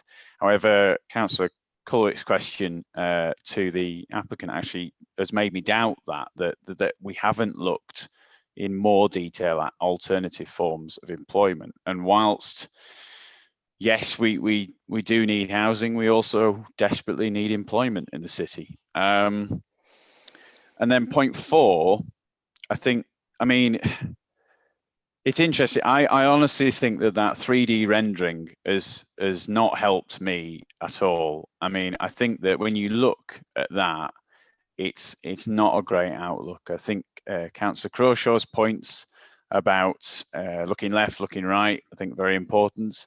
I was thinking if this is a large house, a 4-bed house, you would expect some, if it is to be family housing, some of those people to be children.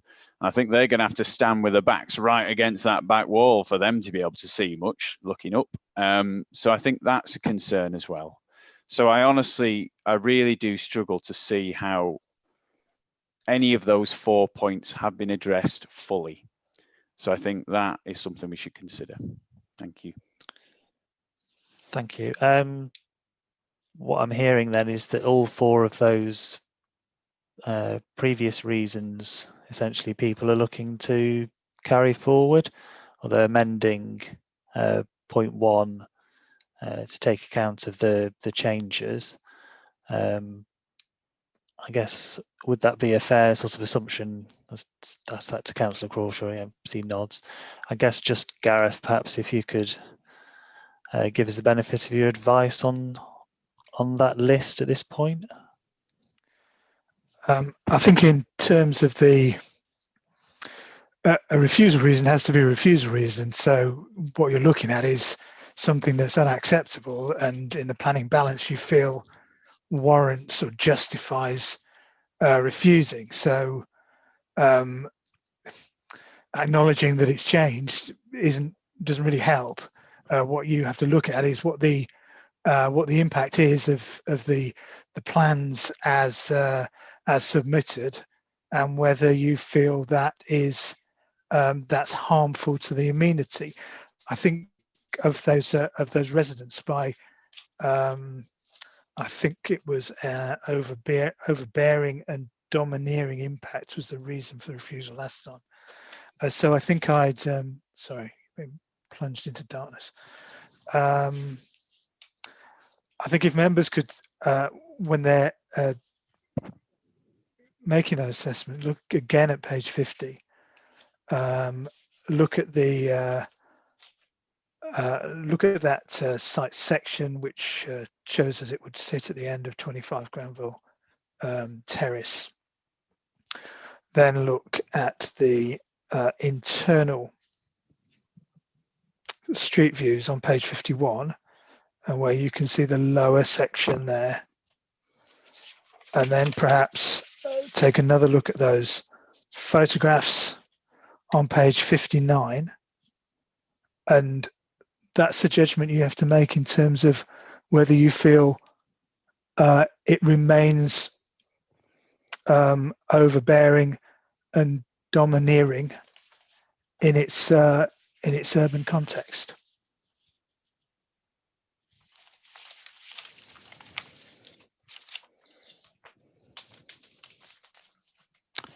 Right, Councillor Crawshaw, you've got your hand up.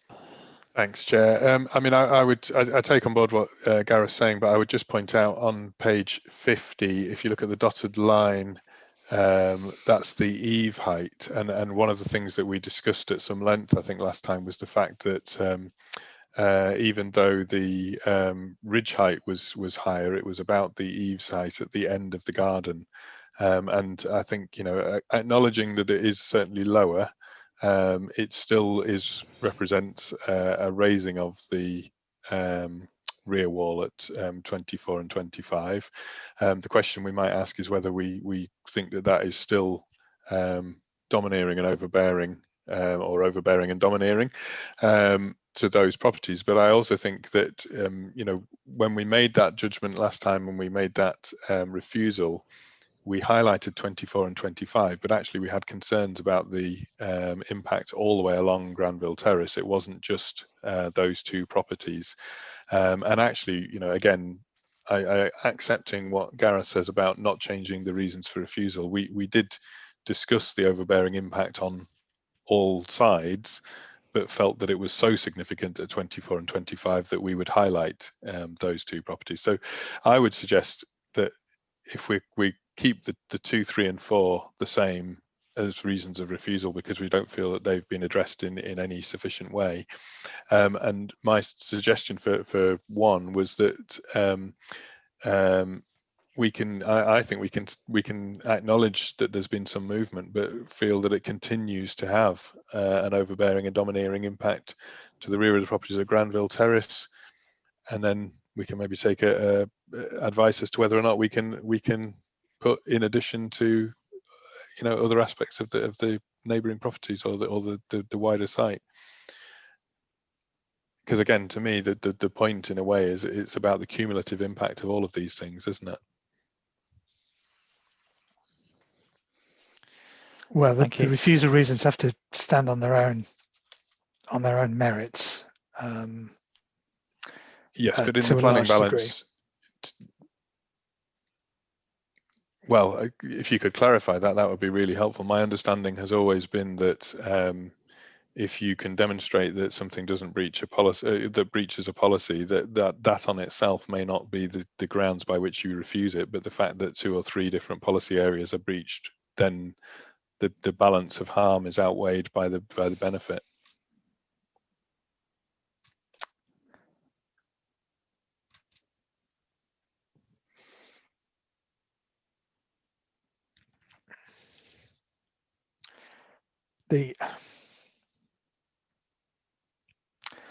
I take your point. I do agree to a certain extent that you have to look at the impact of the whole scheme. We're not helped by the advice, the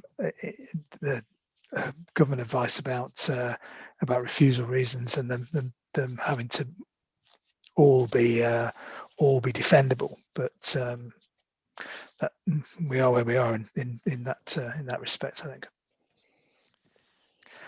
In terms of the impacts on, so the impact of the changes on refusal reason 1, if you are still of the view that the changes are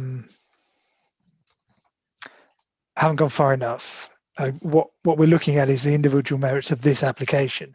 It's not an iterative process with the last application.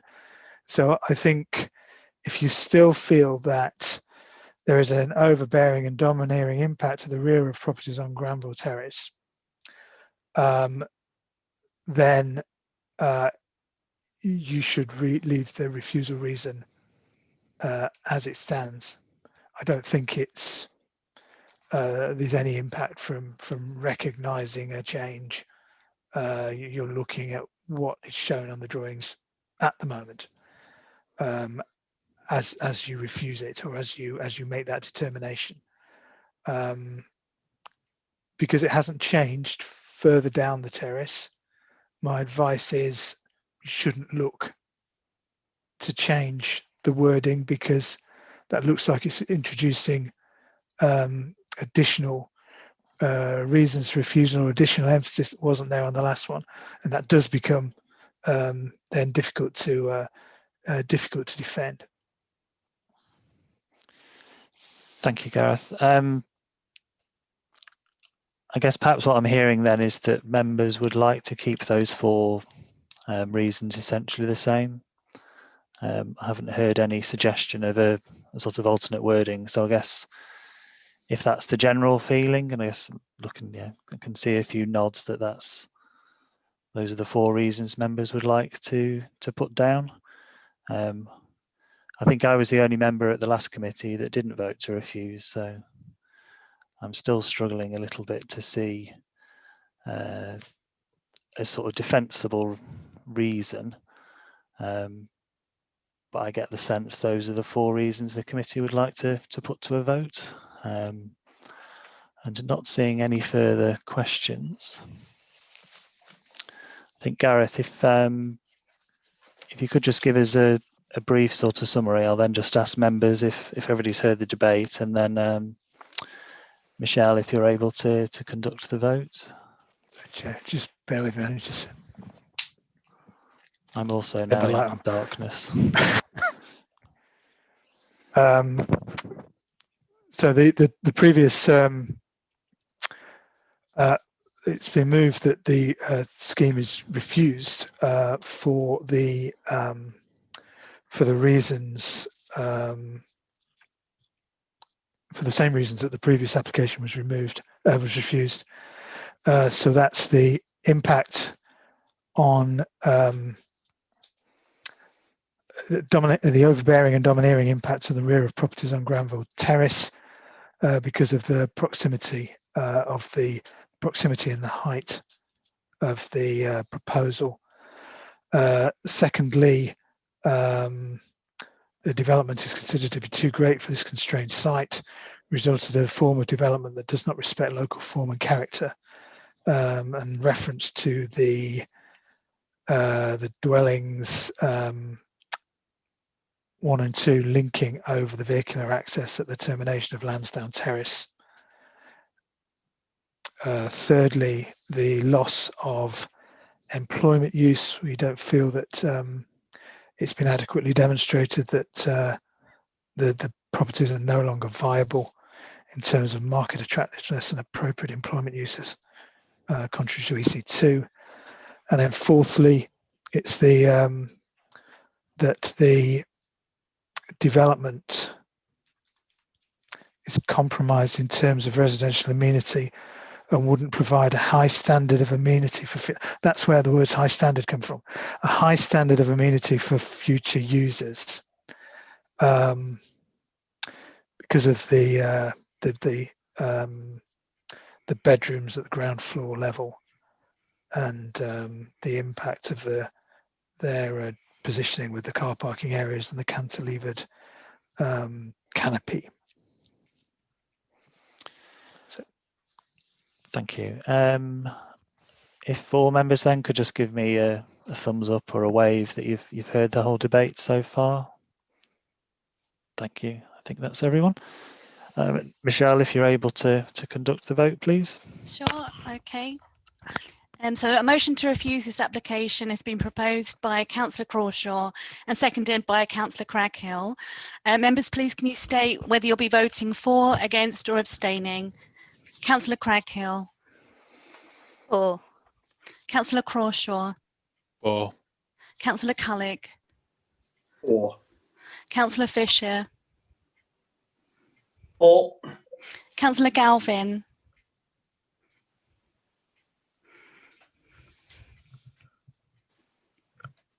So I think you were muted, John. Sorry about that. Against?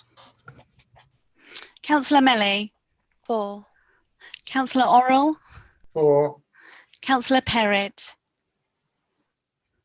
For. Councillor Wardby. For. Councillor Webb. For. Councillor Hollier. Against. So the motion to refuse this application has been carried. Thank you, Michelle. So that is refused. We now need to take a brief break just to prepare for the next agenda item. So if I could ask all members to switch off your cameras, and if we could aim to be back by 6:45.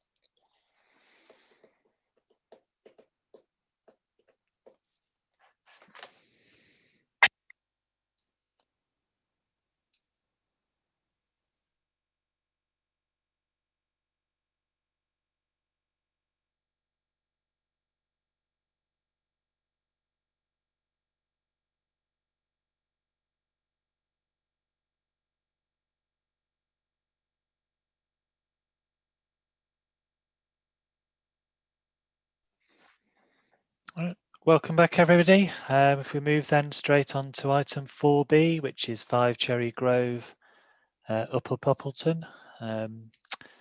Gareth, if you're able to give us a presentation and any update.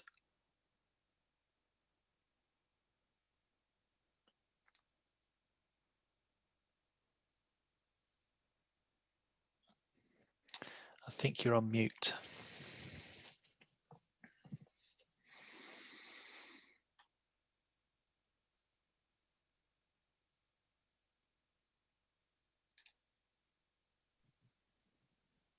There we go. Sorry about that. So members hopefully have the presentation on the screen.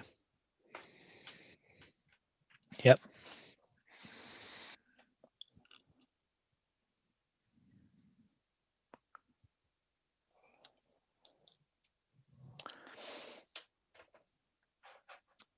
Okay, that's the existing site layout of the property 5 Cherry Grove. It's on its side because it's orientated the same way as the proposed drawings that I'm going to show. So the application is for alterations to the existing bungalow on the site, including single-story side and rear extensions here and here, a new detached garage, a new access onto Cherry Grove. I go through the drawings. There's the layout plan. Again, it's just a slightly larger scale version. So the rear extension, side extension, garage, property at number 8, Orchard Road. You can see the windows shown, front door, and then 2 other windows. I'll just go back to the existing plan. Actually, it's not well located, but members will see this existing garage, which is to be demolished as part of the proposals.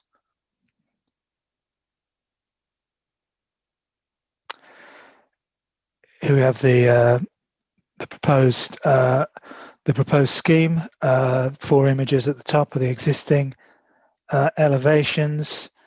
This is the front elevation, so facing Cherry Grove. This is the rear elevation, so that's the elevation facing 8 Orchard Road. It's the rear elevation, so the garden elevation. There's a flat roof extension to the rear. The end of the side elevation. As the floor plan. So here's the side extension, the rear extension. There's the elevations of the garage.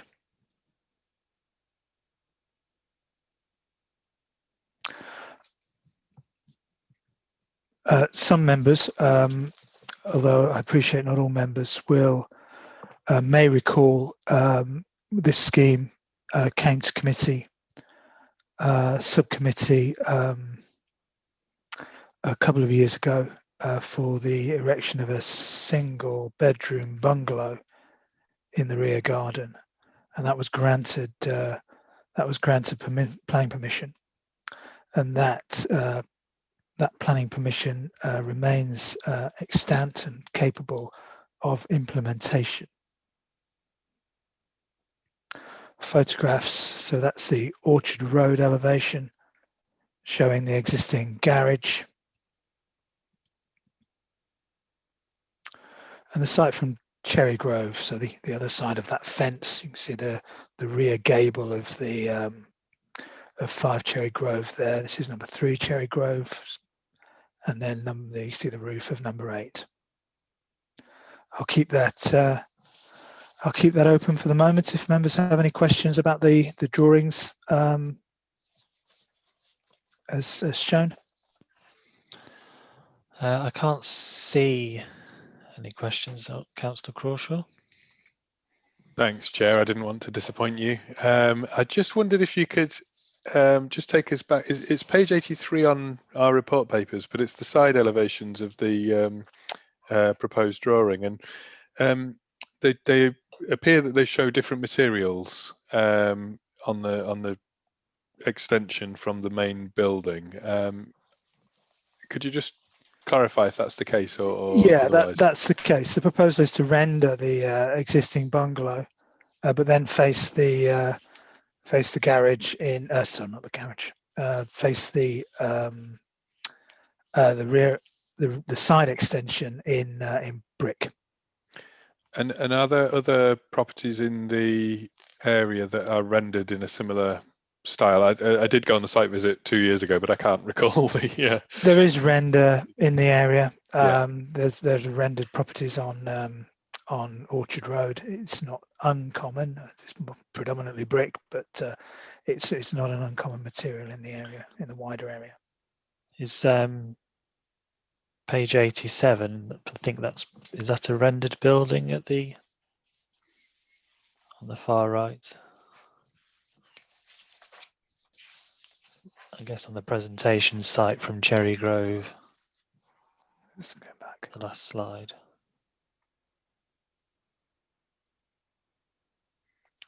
I think it's a buff brick. Okay. Oh, on the far right. Sorry, the far right. I can't see the. Yes, it is. I think when we had the video site visit yesterday, the first shot was the shot along Orchard Road, where I pointed out the rendered properties or the part rendered properties. Okay. I can't see any further questions. Did we do the update, Gareth? Or? No, we haven't done the update yet. Do the presentation first. The update is on the second and third pages. So we've received a further representation from a neighbouring resident, specifically about or mainly about the drainage scheme. So that's set out in the papers there. They also request that if permission is granted, working hours should be restricted between 8 and 5, Monday to Friday. No working at a weekend or on a bank holiday. We also have a response to those comments from the flood risk, the senior flood risk engineer, drawing members' attention to the previous surface water scheme that's been approved on the site, and the depth of the attenuation tank that we feel is necessary and achievable for this one. Okay, thank you. I'll stop sharing. Yeah, I think we can now move on to our public speakers then. First on the list we have Mr. Ikopi, who's a local resident speaking in objection. If you're with us, Mr. Ikopi. Yep, I'm here. Okay, thank you. You may have heard earlier, but every speaker has 3 minutes to address the committee. I'll give you a warning at about 30 seconds, and if you could just sort of stay on the line when you finish speaking, just in case any members of the committee have a question. If you'd like to make a start in your own time. Right, okay. Now, you are assessing this proposal in relation to the drainage plan that was inadequately assessed by the previous committee over 2 years ago, with the assumption that the same plan will be used for this planning application. The plan was updated due to my comments pointing out all the mistakes in each plan, ending with revision D, which is still wrong. Over 2 years, many developers have examined revision D and rejected it because the installation of the storage tank ignores the presence of groundwater and will not comply with the specifications required by the designers and manufacturers of the tank, and therefore will breach building regulations. This was highlighted on York Council's website over 2 years ago and more recently. At neither time have these observations been addressed by anyone. As a qualified inspector and tester of installations to British standards, I will inform building control of the scheme's shortcomings should planning be approved. The proposed overdevelopment on this site will have serious flooding consequences by making an already bad situation even worse. If the committee is minded to grant permission to build, I respectfully ask that the following conditions are applied. The dwelling is deemed uninhabitable until a drainage scheme meets the designed installation parameters as specified by the storage tank designers and manufacturers and meets the Water Authority's approval. The scheme should be fully inspected and tested during and after installation by suitably qualified and competent persons before the building control officer gives their approval. Okay, that's the end. Any questions, please? Thank you. And I'll just check. I can't see any questions. So I'll just thank you for your time this evening and for your comments. And you may have heard earlier that although you'll be sort of taken out of the meeting at this point, you'll still be able to watch online on the council's YouTube channel. So thank you this evening. Okay, thank you very much. Cheerio. Thanks, bye. So next then we have Miss Lorna Welsh, who's another local resident speaking in objection. And Miss Welsh, are you with us? Miss, oh, sorry, I've got two different surnames for you, a Welsh and a Walsh. Hello?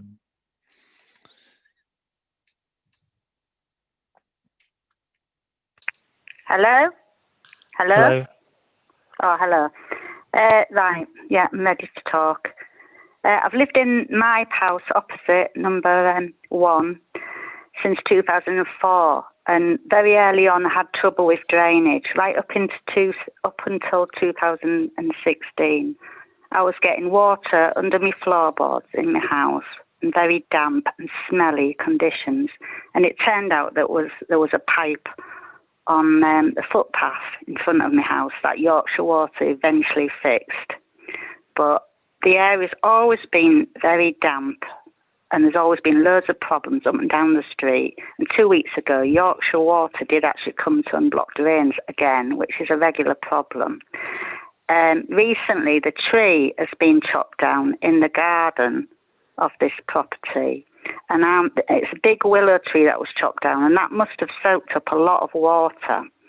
And the present owners haven't lived in the property that long to know what the consequences of chopping that tree down is and where the water will now go. It's probably in other people's gardens, or it could be under the properties of other people's houses like it was in mine. And further buildings going to put more strain on the drainage system, which presently hasn't been good in all the time I've lived here. And it's well known amongst the neighbours. And it has caused a lot of anxiety and conflict in the area, because we're always wondering who's going to do the next building thing and how it's going to affect our own homes and make the system. It can make the village worse when we should be concentrating on keeping the area, making it better, because the drainage was never good for the village. It was inadequate. And now there's more rain and more building going on. That isn't being looked into. And there's people like me and other people in this area where they're getting dampness in the garden and in the properties. And we all keep isolated to ourselves and don't realise trying to fix the problem ourselves. But if it was sorted on a bigger scale, by Yorkshire Water looking into it and it being looked at by the council properly, instead of them agreeing for buildings to be extended even more, well, the situation would be a lot better, wouldn't it? That's all I've got to say. I'm just really anxious about the situation. The neighbours are getting older. Some people get tired. They can't be bothered with it all. And I'm worried about my property because last year it's been nice and dry like a home instead of like a cesspit with loads of sewage water underneath it, which is what it was like, which was horrible. Okay, thank you. If you could just hang on a sec, I'll just ask if the committee have any questions. But I can't see any, so I'll just thank you for your comments this evening. And similarly, you'll be taken out of the meeting at this point, but if you'd like to continue watching, you can still do so on the YouTube channel. So thank you.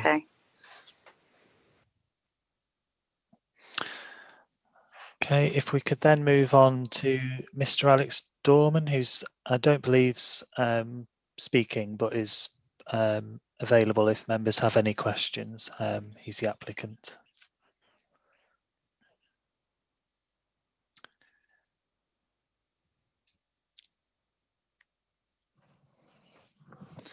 If you're there, Mr. Dorman. Hello, good evening. Hello. Is that correct that you don't have a speech, as it were? But okay. That's correct. Yes, I'm just here as advisory in my capacity as the applicant, in case members of the committee have any questions they'd like me to clear up. Okay, thank you. I can see a question from Councillor Colwick. You need to unmute. Just to ask the obvious question, you have the application, the extent application for the new single bedroom bungalow on the site. In putting this application forward, presumably you're no longer intending to do that. Can you just explain what's happened here? Sorry, is that to myself? Please.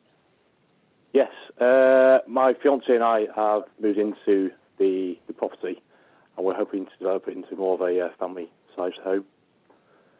We don't want to build a one-bed bungalow in the rear garden. I know it got a lot of objections from the local area, and so we thought if we were to extend it and to make it a family home, it would be a bit better from the street scene, and also it would be better for us as well. Okay, thank you. I'll just ask if there are any further questions. I can't see any. So similarly, if we'll just thank you for taking the time to join the meeting this evening, even if we only had one question. No problem. But similarly, you can continue watching on the YouTube channel. Okay, thank you very much. Thank you. And I'd just then ask members of the committee if anybody's got any sort of further questions for Gareth. Can see a couple. Councillor Wardby. Yeah, it's sorry, excuse my naivety about the drainage, but I would like it explained a bit more because obviously the residents have concerns, and I'd just like to understand it more before we make decisions. Okay, we have the council's senior flood risk engineer in the meeting as well, who may be able to help out on answering those questions. But it was a long and drawn-out affair when the previous planning application was dealt with, and the drainage situation was looked at in great detail. And a scheme was drawn up that members at the time felt was acceptable, and that was approved. We have, at the time, we carried out filtration tests. Members will be aware that the first port of call in terms of drainage is a sustainable drainage system. So we look at the potential for soakaways to be used. Ground conditions don't support soakaways, so a system was drawn up which would eventually feed into the main drains through attenuation. If members turn to page 73, there's a planning condition proposed for drainage details to be submitted to the local authority, including details of any balancing works. So that's proposals to hold the water on the site and release it in a controlled manner. When we dealt with the previous scheme, the consulting engineers who submitted the scheme on that one, in consultation with our own drainage engineers, came to a rate of surface water discharge of 1.2 litres per second. Then the third and the new scheme, this condition requires the new scheme to be designed to the same flow. The second point of that condition is that the attenuation tank has to attenuate up to the 1 in 100 year storm event with a 30% climate change allowance. And then we also have to approve future management and maintenance of the drainage systems. And that condition requires that no development takes place until those details are submitted and approved. There's also in condition 6, it states there should be no pipe discharge of surface water from the development prior to the completion of the approved surface water drainage works, and no buildings shall be occupied or brought into use prior to the completion of the approved foul drainage works. Although obviously this is an existing property, so that would only relate to the extensions. And members will have read in the report the comments from the flood risk manager, and then we've also had the flood risk management team. We've also had the comments in the update on page 62, and the Ainsty Internal Drainage Board agree with the rate of flow. Yorkshire Water will have to approve any connection to their system, and any system will also be approved by our building control colleagues. Conversations with the senior flood risk engineer not identified any reasons why an attenuation tank can't be implemented successfully on that site. Richard, I'm not sure if you've got anything you want to add to that. Good evening, Chair, members. I'm Richard Wells. I'm the Council's senior flood risk engineer working in the flood risk management team. No, you described. I'm sorry, Richard. Sorry. Are you able to move your microphone closer to your mouth? All right. Is that better? Yeah, that's much better. You heard me introducing myself, did you?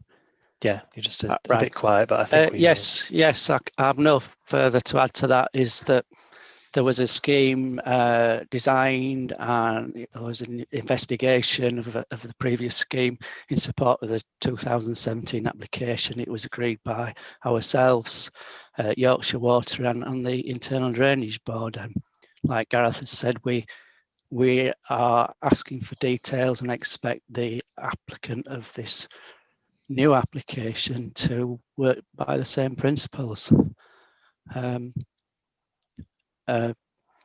Those details will have to be looked at by ourselves and agreed by ourselves prior to commencement. I can see Councillor Crawshaw's got a drainage point. Yeah, it was just supplementary, really, because I think the drainage scheme was designed for the well, not necessarily designed, but the previous application, it was, the runoffs and all of that were kind of calculated for that. And I note the current application has quite a large area of what I understand to be permeable, as in gravel driveway and things. But in terms of the impermeable areas on the new application, so there's the roof of the garage and the roof of the extension. Is the area of those new areas of impermeable surface significantly different than what was approved in 2018 with the single dwelling? No, not really.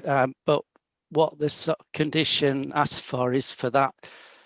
Obviously, that will have to be recalculated on proposed impermeable areas for the extension, and they will have to provide the calculation and the design for the attenuation tank, but sticking to that 1.2 litres per second restricted discharge rate. So it may enlarge that attenuation tank, or it may make it smaller. So we obviously haven't had those calculations and details just yet. Thanks. That's important clarification. Thank you. Thank you. Did you have I noticed you had your blue hand up before, Councillor. Was there a substantive question, I guess, as well? There was, yeah. It's not a drainage or a flooding issue. It was just around the highways. So paragraph 3.3, 3.4, there's some comments about visibility from the road in terms of pedestrians. I think it relates to the height of the fence and the drive access. I think from the drawings, it looks as though the drive access has been set back slightly from the road and widened to give a greater visibility. But I just wanted to clarify that those concerns from Highways Network Management had been addressed within the plans. Yeah, I think previous iterations of the layout showed a new fence to be provided, which Highways colleagues were concerned would be an impediment to visibility when coming out of the new driveway. The fence has been removed from the scheme. There is if members look on page 82. It's not of the greatest clarity, but you see the new drive, and then a visibility splay. The back of the visibility splay, there is a boundary fence, and that's been reduced down to 1 metre in height. So that would meet our requirements in terms of visibility there. Thank so you. I guess the answer is yes. Thank you. I can't see any further questions, so if you want to move into debate, and if anybody would like to advance a view. I can see Councillor Webb. Thank you, Chair. I think drainage is really key to this. Obviously, residents have raised concerns about it, and I'd like to thank the officer who came on and spoke about what had happened, what had been done, and actually for the detail in the report as well. I think that sort of allayed some of my fears, and so personally, I'm minded to approve this application with. And importantly, with all the notes at the back that actually explain what needs to be done and what must be done prior to occupation, etc., etc. So yes, I'm happy to approve. Thank you. Thank you. Can I assume that's a proposal? I guess probably just need to hear the words out of your mouth.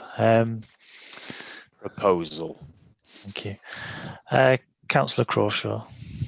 Thanks, Chair. Yeah, I was probably going to make a similar point, so I'm happy to second that proposal. I would just note the condition that removes permitted development right to increase the area of hard standing, which I think is important because any scheme about the surface water runoff that meets the current application before us could be affected by any increase in hard standing. But I think the clarification that was important from Richard was that the runoff rate into the existing drains has been calculated. So long as any scheme meets that, that's conditioned, and you can't begin the development until that's all been approved. So I'm satisfied that that's sufficient safeguards for the area. I think a lot of the area, the concerns that the resident raised, are pre-existing. They're not things that we can address through the planning process, and I would urge the local councillors to take that up. I'm sure they are doing with Yorkshire Water, but this application as it stands before us, I'm satisfied that we should be approving it. Thank you. I can't see any further points, so unless anybody's got anything burning they need to say, if we could move. Gareth, if you could I guess just give us that quick summary again. And thank you, Chair. So it's been moved that Planning Permission is granted subject to the conditions on page 72, 73 and 74 of the agenda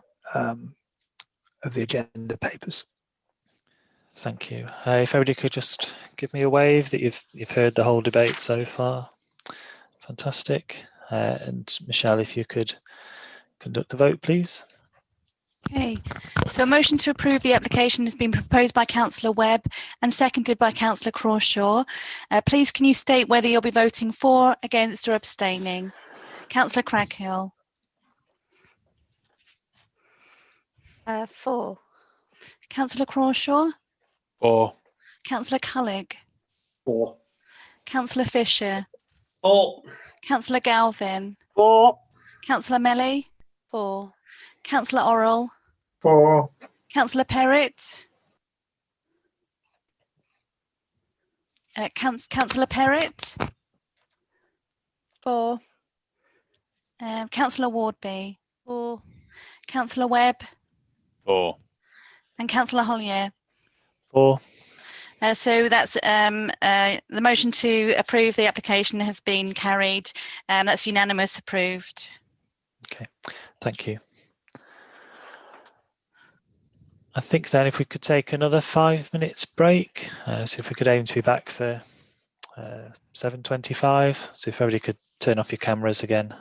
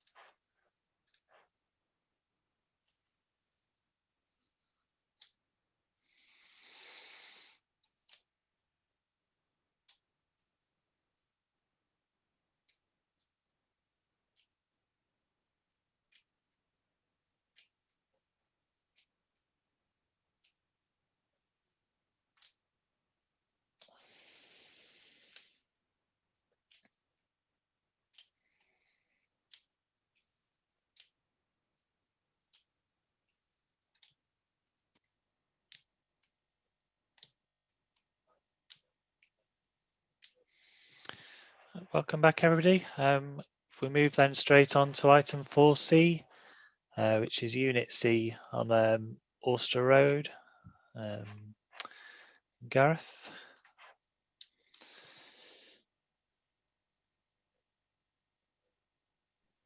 Thank you, Chair. One day we'll get the hand of unmuting ourselves. I will share my screen and show you the presentation.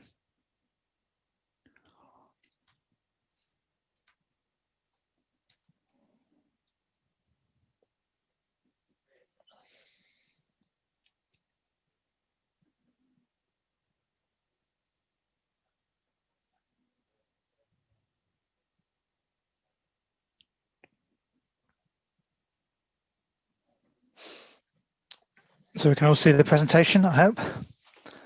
Yep. This is a planning application for the erection of a 4-storey building to form a self-storage facility. The site is currently cleared. There was a commercial building on the site originally. It's in the Clifton Moor industrial or business park.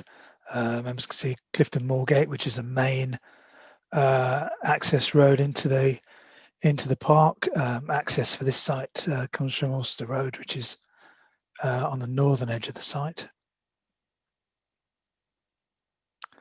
The elevations. The one on the top here is the Auster Road elevation. It's Clifton Moorgate elevation. Typical ground floor plan. This is a section which shows the relationship between the building, the Audi dealer, and the tyre dealer and fitting centre, and Clifton Moorgate there. And this shows the setback from the road. Photographs. So that's the site looking from Clifton Moorgate. You can see the surrounding developments. Just looking for the other direction, you can see the Audi dealership here, concrete batching plant, and the 2 industrial / commercial buildings either side of the site. And there's the site from Auster Road. That's the end of the presentation. Members have any questions in respect to the presentation? There don't seem to be at the moment, so if you're happy to, if there's any updates. There is an update. We did have the planning case officer for the site with us, but I think he might have dropped off the oh no, Kevin, if you can join the meeting, please. Kevin, we've got Kevin O'Connell, planning officer, and go through the update, if that's okay.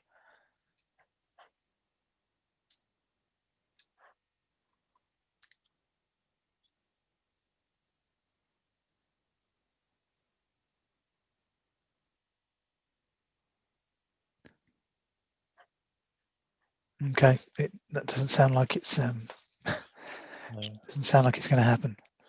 I think it was only a short update, wasn't it, Gareth? If you're able. Well, members have it in front of them. I'll just draw out the headlines.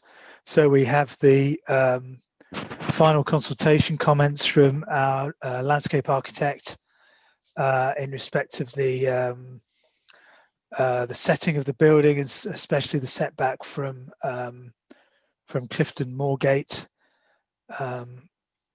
And there's a recommended a modified planning condition to cover the landscaping scheme, and that a native hedge shall be established along the boundary.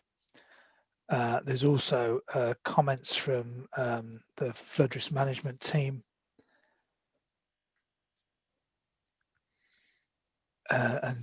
which says that we need the planning condition, but the planning condition is already on as a recommendation in the agenda papers. Thank you.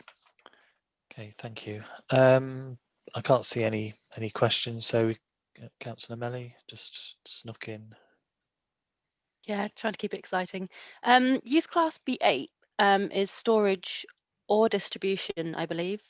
So I believe the current intended use for the building is storage, but do all of the conditions and highways assessments and parking provision include considerations of it potentially being used as a distribution centre in the future without needing to come back to planning? The planning, the use classes order is storage and distribution. So it's all part and parcel of the same scheme. What we sorry, the same use class. What is proposed is is self-storage, but we and that's what's been assessed. But it would allow for a distribution, storage and distribution. There's no condition that restricts that potential change of use, nor do we feel that will be necessary in this location. Thank you. Councillor Craghill.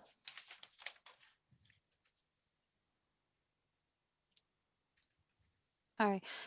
Yes, could I just ask you about paragraph 5.11 about the climate change local plan policies?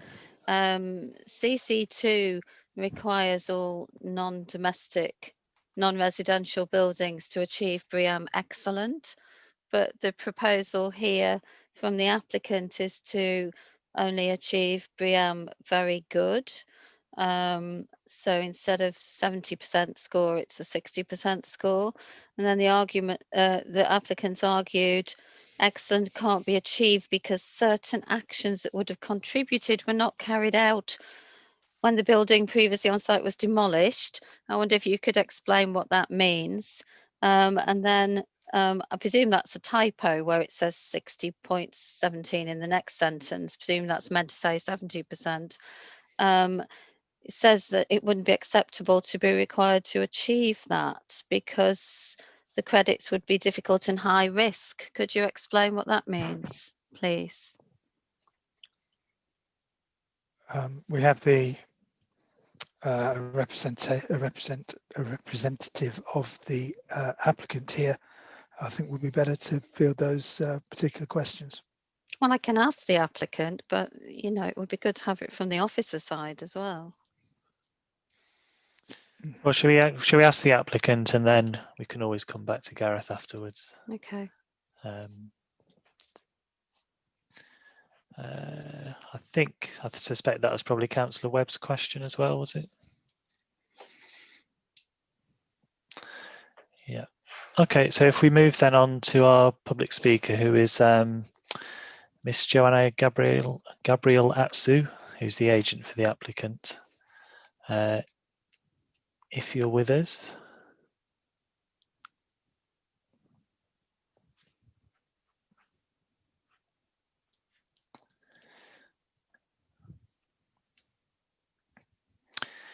Miss.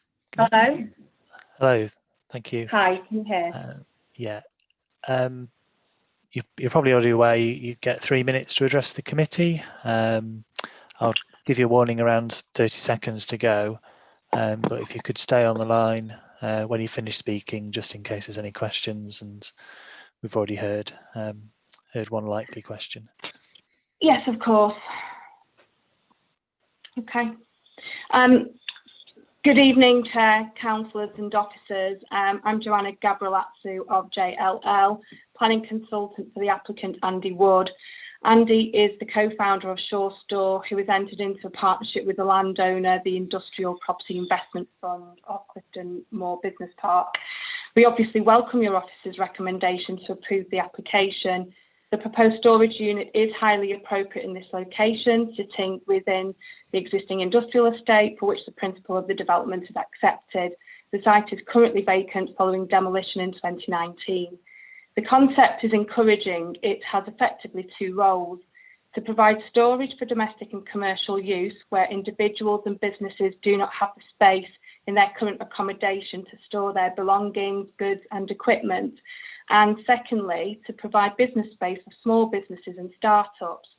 Short Store describes the concept as providing nursery space for fledgling businesses. For example, an online business requires minimal overheads to survive, so they store their goods in a Shore Store unit at low rents and distribute their goods from there. Once the business is ready to expand, the aim is that they can relocate into a larger space within a unit on the business park. The principle of the design was accepted early on, providing significant glazing and high quality design fronting onto Clifton Moorgate. Concerns were raised that the building sat too far forward. This has been pulled back, creating a wider buffer to introduce new landscaping, including new trees onto the frontage. 2 spaces are included for electric vehicles and 10 cycle spaces. The building itself will meet very good BREEAM standards as set out in the independent pre-assessment prepared by Scott Hughes Consultants. I can confirm that Shore Store will be introducing PVs to the site. These will exceed the minimum 28% carbon reduction target that is set out in the draft conditions and potentially achieving around 34% reduction. To summarise, the fund has partnered up with Shore Store due to its positive approach to its concept, including supporting small and fledgling businesses at affordable prices in York. Typically, Shore Store has found that around 50 jobs have been created by providing a service including to the gig economy, people working from home and Amazon-type sellers on their other sites. The proposal is appropriately located within the established business park. It will deliver a high-quality landmark building fronting Clifton Moorgate and deliver a sustainable development on a vacant brownfield site in York. The proposal complies with the objectives of the emerging local plan and the NPPF by delivering a sustainable employment use as a whole. We would welcome your support today, and I'm happy to answer any questions, which I think I know which the first one might be. Thank you. Thank you. And I guess did you hear Councillor Crackhill's sort of full question earlier? If you're able to just have a crack at that now. Yeah, sure. So we achieve 60.17% based on, as you'll be aware with BREEAM, the credits end up with quite a lot of decimals. That's why you end up with the 0.17% as well in terms of the total. You'll know that to achieve very good is 55%, to achieve excellent is 70%, and with that typically you need to have a buffer of around or up to around 5% to ensure that once you implement the scheme that you get to that target that you set out to achieve. Because sometimes once works begin and the scheme comes together, there are various reasons out of control of a developer. That means you might not achieve a particular target, so you give yourself the buffer to ensure that that can be done without causing any sort of issues and disappointment to the local authority. In the case here, this project began after the site was demolished, and in doing that it meant that there was a number of sort of key credits that couldn't be achieved, and that amounted to a total of 13.68% of the credits, and those credits include mandatory credits in them as well to achieve excellent.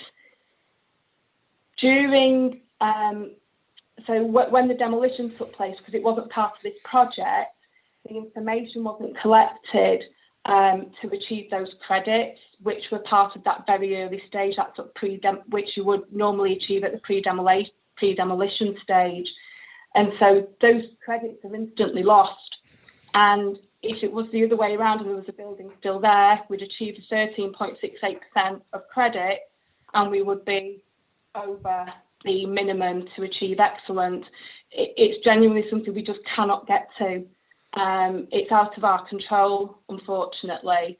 I guess what I can add though is on the upside is, whilst we can't get to excellent, we do achieve very good, and we also achieve well above the 28% carbon emissions reduction as well, which we consider helps to provide a sort of an offset on that balance, but you will get that very good renewable energy contribution as well.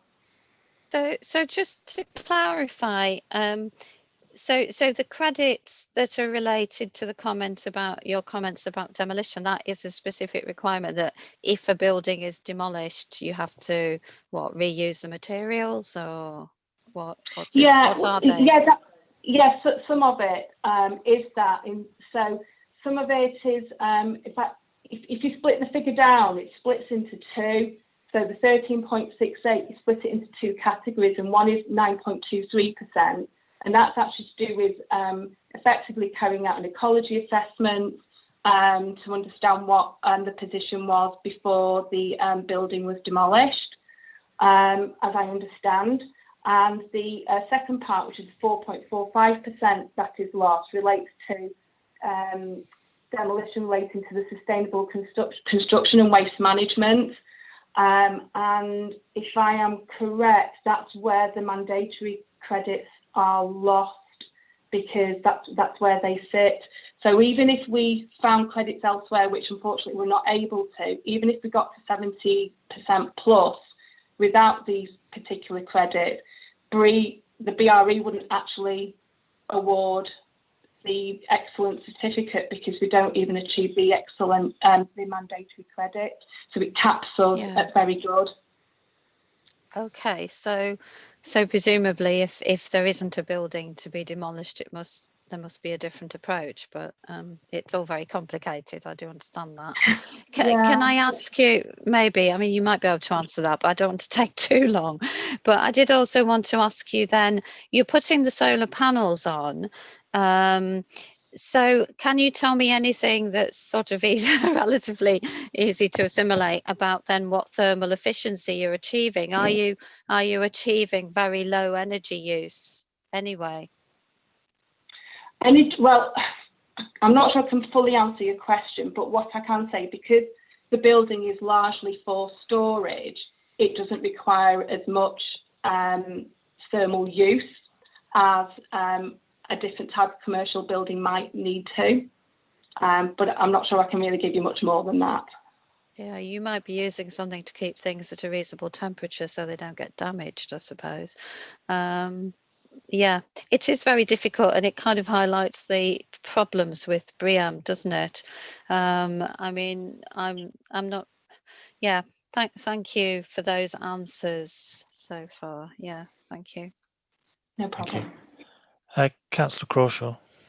Thanks, Chair. I'm going to go back to the demolition of the building. It's feels like this is quite a key thing on this application. You said that the decision was taken to demolish the building before there was any decision about this project, but the building was demolished in 2019, and so presumably this project was underway somewhere around about then, was it not? The building was demolished in the demolition completed in June 2019. We obtained prior approval from the council, I think it was the year before, approximately. I can't be absolutely certain. So at least several months before. We then submitted a pre-app in September 2019 relating to this application. So I can only expect that there was a gap in that period. Because the reason why I'm sort of interested, and forgive me if I've made a mistake here, but I think you were the applicant for a similar already cleared site at the last or the one prior planning meeting, and that was also given as the reason why you couldn't meet the BREEAM standard, because the site had already been cleared. I'm just a little bit skeptical, to be totally honest, that you weren't aware of the issue, and you're now saying that actually because you can't meet excellent, you only need to go to 60% and very good Can you allay my fears a little bit, please? I think it's a different scheme. Actually, I haven't seen the information on the pre-assessment for the other scheme, and we didn't, as I recall, we didn't agree to very good on that other scheme when we were last at committee. So that one's actually not agreed, I don't think, at the moment. That was a condition which didn't specify that we can achieve or can't achieve excellence.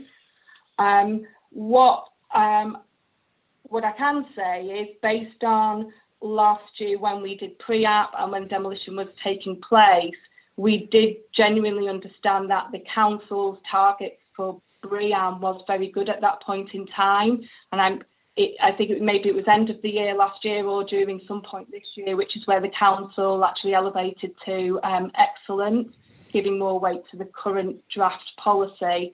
It might be your officers may need to correct me on that, but that's my understanding. So we weren't of the understanding that we had to achieve excellence last year when the scheme started to be drafted. We didn't receive a written pre-app until spring this year regarding the specifics of the scheme, but the application had already been in a number of months, which set out the requirement for excellence. It was a little bit topsy-turvy. Thank I think you. we're all learning on BREEAM as well. I'm sure we'll ask officers to clarify that. I think if I can just make a request that you don't demolish any more buildings until you've sorted out the BREEAM requirements on Clifton Moor, that would be great. Okay, Councillor Craghill. Yes, thank you for letting me back in. I've just thought of another couple of questions that I didn't quite get onto. In the same paragraph about the BREEAM, you talk about it says that the attainment of the extra credits you need now, aside from the demolition issue, are considered to be difficult and high risk. Could you explain what you mean, what that means? Why is that? All it's saying is that we're saying quite clearly, very good is fine, it's achievable, but to put an actual percentage on it as a condition can be problematic, because if a credit or 2 or 3 is lost, it could be we could gain some credit as well, but to specifically require that we achieve the 60.17, once you get to that construction phase, certain things happen and various consequences.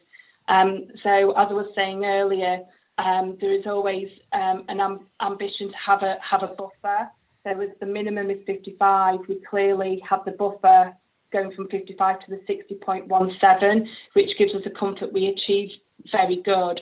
It's just there's always something that happens with construction works that we might tip slightly under the 60.17, or we might actually go over a bit on the 60.17. So it's about not being overly prescriptive, but being pragmatic. But so what you're saying is that you're not necessarily going to achieve 60.17 even, because excellent would be 70, wouldn't it? Which is the required policy. You're saying Correct. You're not necessarily going to achieve 60.17. Ideally, hopefully we will do, but there could be something that happens. What happens is we give as many credits as we think we are able to achieve, and you might be able to. We might end up with a little bit more, or ever so slightly less, but we will still achieve. That depends on your quality control, really. Just a final question. I think you mentioned that the proposal, I'm sorry if I obviously does include quite significant glazing. Now, I think my understanding is that including a lot of glazing is going to reduce your thermal efficiency. So is that not something you took into account from the beginning of the design? Because I don't know why you would need a lot of glazing for a storage facility. I think it was focusing on giving good design quality, so you don't end up with Clifton Moorgate just having a full elevation of cladding, and it was to break up that elevation so it was more attractive. Right. Okay. Thank you. Thank you. Councillor Crawshay, is that another question? Or Yeah, thank you. Sorry, Chair. Sorry to labour this point, but I just wanted to just pick up something that Councillor Craghill had asked and just ask for a bit more clarification here, because this seems to be the nub of the issue. You said that you couldn't achieve excellent because you couldn't get the mandatory 4.45% credits, and I accept that if there's a mandatory element, that means you can never ever achieve excellent. I get that point, but actually there's only 14% involved in the demolition, which takes you down to 86%, and what you're saying is you can't even meet 60% potentially. So I'm a bit unclear as to what exactly you're saying about this 60% threshold. You know, that's a threshold to meet BREEAM very good. It seems to me that, okay, I'll totally take that you're never going to get an excellent rating because you've missed a mandatory credit, and I'll even accept that you'll only ever be able to get up to 85% because you've lost the opportunity of 14 or 15% in the demolition. I don't see where the other 25% that you're saying you can't get is, and I'm more concerned, to be honest, with some of what you said about the 5% threshold and that you might only be able to get 55%. That doesn't fill me with a lot of confidence, to be honest. I'm not sure where the 25% comes from. I might sort of break it down slightly. So we're at 60.17. If we if at the time the demolition phase had factored in the point and the evidence was available, because that evidence isn't available, that provided the extra 13.68%. So that would take us from 60.17% to 73.85%. Yeah. We're not saying we'll ever get to 85%. No, but what I'm saying is that presumably you know, I assume, and forgive me if I'm getting this completely wrong, and I'm not, I don't know the full ins and outs of this, but presumably there's up to 100% available, and over 70% is excellent, and over 60% is very good.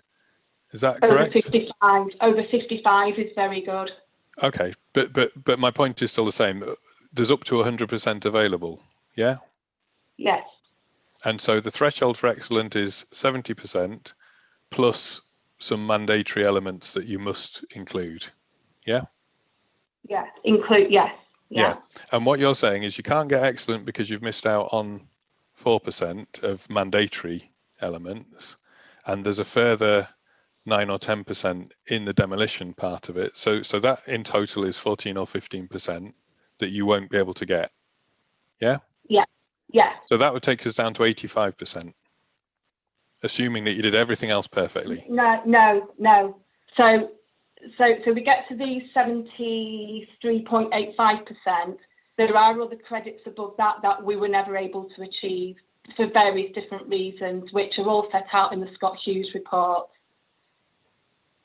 So of the available credits that you could get with this development, putting aside the 14% that you can't get anymore because you demolished the building, what other amount of percentage elements can you not get ever at all, like that are not available to you? That's just under 27%. Magic. So what you're saying is that of all of the available elements that are available to you, the absolute maximum that you could ever possibly achieve is 60.17%. Is that correct? Yes. Thank you. okay, thank you. Okay. So I can't see any further questions. So yeah, thank you, Ms. Gabrielazou, for your time this evening. You may have heard that I think you'll be taken out of the meeting now, but you should be able to continue watching on the council's YouTube channel. Will do. Yeah. Okay, thank you very much. Thanks.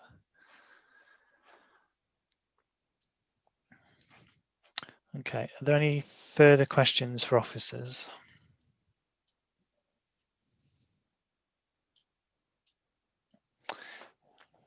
Yep, Councillor Crawshaw. Thank you, Chair. I suppose, and I appreciate that officers may not necessarily be BREEAM experts, but it does seem to me rather convenient that the maximum amount of credits that could possibly be achieved by this development are so slimly over the threshold. Is that officer's assessment as well, that it's as tight as that? Is there anything that we can sort of add on that? Because it seems to me that if you aim for a target of 60% and you're saying you need a 5% margin, so you can't condition for very good, well, you know, let's aim for 65 or 70%, and then if you fall short by 5%, you're still meeting the very good BREEAM score. But I don't want to put something that's an unreasonable condition if that's never going to be achievable. Is there just a bit of clarity around that? I'm afraid we don't have any in-house expertise on BREEAM within the planning team. The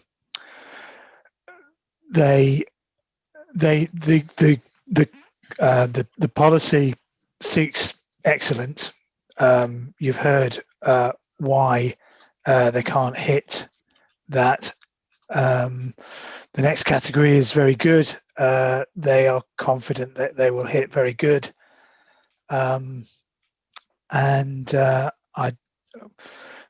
on that basis, I can't see it would be reasonable for us to do anything other than to impose a condition that requires them to meet very good. I mean that 5% tolerance, tolerance wasn't the word they used, but that 5%, even if they lost those 5 points, they would still be within that 5%. They would be still within that 55% for hitting very good. I'm not. We discussed on a previous scheme, I think it might have been a planning committee rather than subcommittee, about the requirement to hit particular points rather than just those broader categories. I can't recall if the planning condition actually required them to do that, but in that case, the applicant there was very, very confident that they would meet those targets, those points that took them very close to excellent without actually meeting it. But I'm not sure our policy approach, when BREEAM, sets out broader targets, really allows us to do that at this stage. We're still dealing with a policy which is not an adopted policy. We consider it has moderate weight. Others from the development industry may not agree with that weight we give us, but we are where we are, and I'm not sure there's anywhere to go on BREEAM on this particular site. What we did hear, though, in terms of carbon reduction, that they're very confident of meeting and exceeding our CC1, our policy CC1 requirements. Okay, Councillor Orrell, I think you're next. Thank you, Chair. Councillor Crawshaw tried very hard to get the reasons for the failure, for why they couldn't do the extra 25%. Perhaps we can't get it for this application, but could we require future applications to actually describe exactly why they can't reach particular percentages within it? So there may be 5% for one thing, another 5% for another. If applicants could list the reasons why they can't reach particular parts of BREEAM, I think that will be helpful for us all, because at the moment we're not getting the complete reasons why applicants can't reach particular aspects of BREEAM. If 70% is excellent, 30% is quite a lot of areas that they can't meet. So I think we need, from future application, more information as to why they're not reaching particular targets. Well, we do have. They did submit a pre-assessment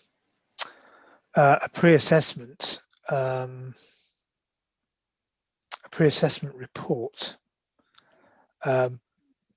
but I'm afraid I don't have the technical ability to go into it and suggest where they've missed particular targets, and for whatever reason they've missed those targets. We have rather, because our view is that if it goes into one category, it doesn't go into excellent, then we try and get it to. We would seek that it meets very good.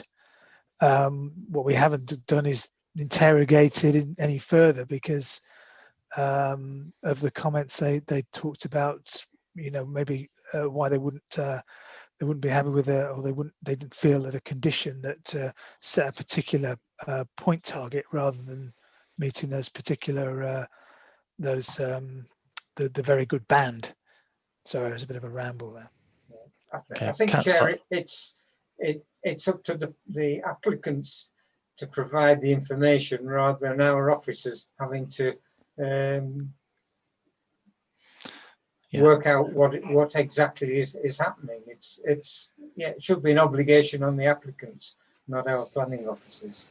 Okay, so perhaps a discussion to take up outside this meeting for the future. Councillor Webb, I see your. Thank you, Chair. I agree with you on that, but I'd like to sort of make it noted here, and maybe that we could actually do something constructive on this. I mean, the first thing is the disappointment that it seems very convenient that because they demolished a building that I believe we must have given them a permission to demolish, or that's happened, and because they didn't do that in the right way, they were always going to be limited to very good. As a result, instantly they're only aiming for very good. They might, and they've kind of admitted that, really. And then obviously, as loads of people have said, and flipping heck, it were painful, there's about 30%, well, about 25% that they haven't even really thought about. Now, for us as a committee, I think I would like clarification as to, what is in that demolition stage and what is our policy around that, and why aren't we requesting that standard? And subsequently, a little bit more detail, a little bit more training on sort of what is involved in these BREEAM standards. I think that will be very helpful for us all, because as we go forwards, these issues are going to become much, much more apparent. No matter what developers think about, it might cost a bit of money. Climate change is important and we need to get it sorted. So I do think it'd be worthwhile for members to have training outside of this committee, Chair. So if you could possibly take those comments on board, that'd be really helpful. Thanks. Thank you. I know we have, we do have some plans for some training sessions in the future, which will hopefully we can add this to the list. In terms of, can I just answer the question in terms of the demolition? Yeah. They don't need planning permission to demolish a building. The demolition of a building is permitted development, subject to a prior Gareth, approval. could I just stop you there a sec? We seem to have lost Councillor Galvin.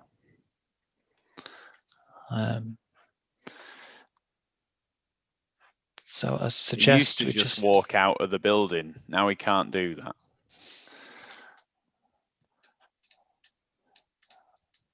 So I think perhaps we're just trying to get him back now, but if we could just pause for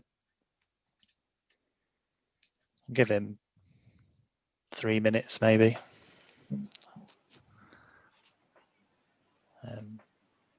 Chair, if a councillor walked out of a meeting, we'd just carry on because we're still quorum. Yeah, but he may not have walked out. The connection may just have dropped. Just give him a couple of minutes and see if he comes back.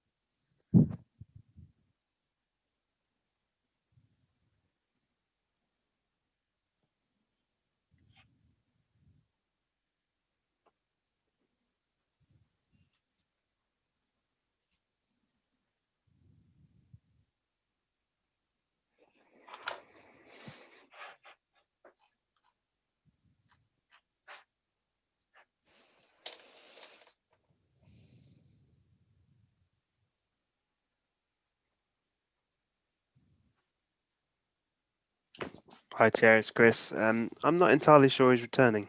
I can continue to try and reach him.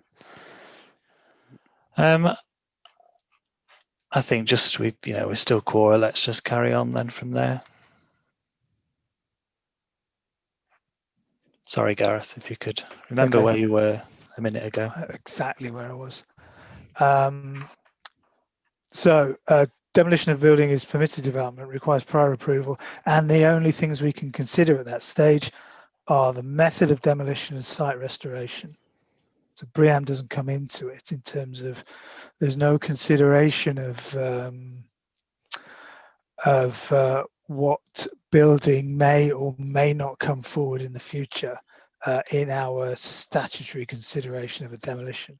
And I was just took the opportunity to look at the history of the site. It does look like the demolition took place prior to the pre-application submission. So from our point of view, there was no way of kind of pulling it back from the issue we have now with not being able to hit those BREEAM excellent targets. Okay, thank you. Councillor Crackhill, I think.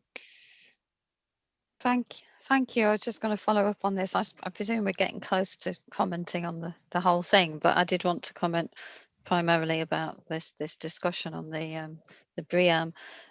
Just to say that, yeah, I do think we need to do more work on this. We have this policy in our submitted local plan, and that policy is based on the NPPF policy on achieving BREEAM excellence, as far as I understand it, for non-residential buildings. And we need to look at how we make sure that we implement this policy, because we have a climate emergency and new buildings should be able to reach that excellence. This is a warehouse, for goodness sake, being built new from scratch. If you can't reach it with that, what can you reach it with? And so, we really have to look at that, and we have to make clear that as a planning authority, that is our expectation. So when applicants start the design process from day one, or prior to that even, they know that that's what they have to meet, and that's what we expect them to meet. So whilst I don't have any problems with the rest of this application, I am not going to support it on this basis, because I just don't accept the explanations that we've had so far as to why a higher standard can't be met. Okay. I suspect that's probably the end of the questions. So if we are happy to move into debate, I guess we just did then. If anybody would like to.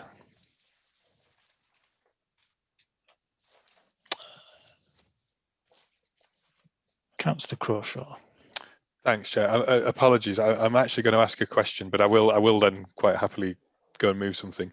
It was just a question, because obviously this all is going to hinge around condition 4 and bearing in mind what Councillor Craghill's just said. And it does seem to me that if you read condition 4, it gives a kind of a get out, doesn't it? It says, should the development fail to achieve a BREEAM standard of at least very good, a report shall be submitted for the written approval of the local planning authority, demonstrating what remedial measures should be undertaken to achieve the agreed standard. And what the applicant has said to us is that they don't think that they're going to meet, or they may not meet, the agreed standard. And I'm just wondering if there's anything that we can do to kind of beef that up there, because I think, I accept what the applicant said about the fact that they can't meet excellent because of mandatory elements. I think what we're all sort of pushing at is saying that that shouldn't then mean that the threshold should be dropped so far for the rest of the build that they only creep across the line of the 60% threshold. And I'm just wondering if there's anything that we could, even if it was just as an informative, to say, we want them to be aiming for the 70% threshold, even if they'll never actually be able to achieve that because of the mandatory elements. I don't want to give them a kind of get out of jail of saying, well, because you didn't get that 4% in your demolition, you therefore don't have to get any of the rest of the 10% that you might have needed to get over the excellent threshold. The condition 4 there's the final sentence of condition 4 states that the approved remedial measures could then be undertaken within a timescale to be approved in writing.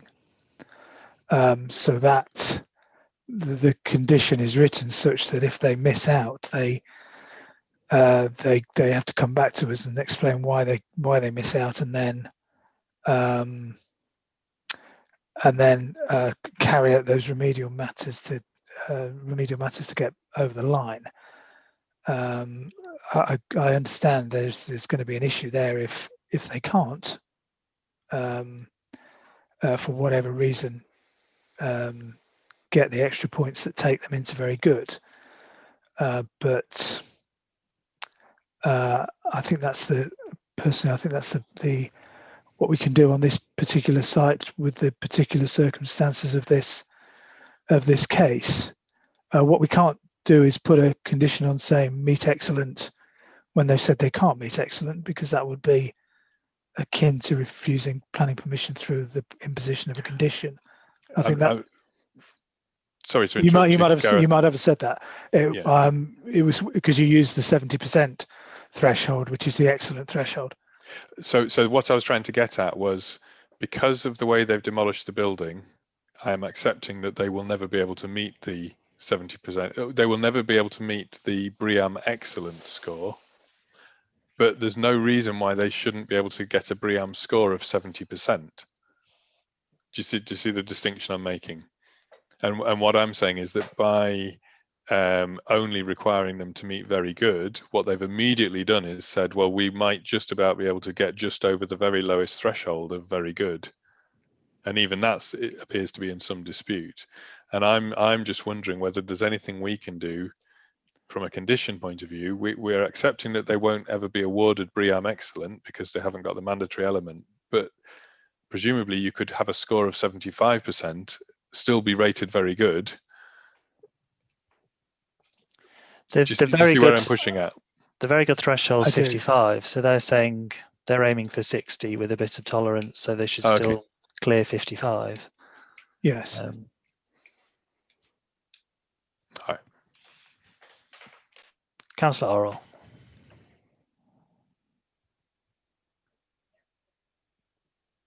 Sorry, I think you're on mute.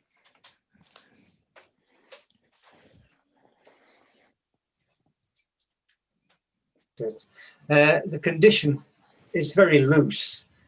Can we put it on that the building can't be used until BREEAM very good is achieved? Because at the moment they could put extenuating circumstances in and never achieve BREEAM very good.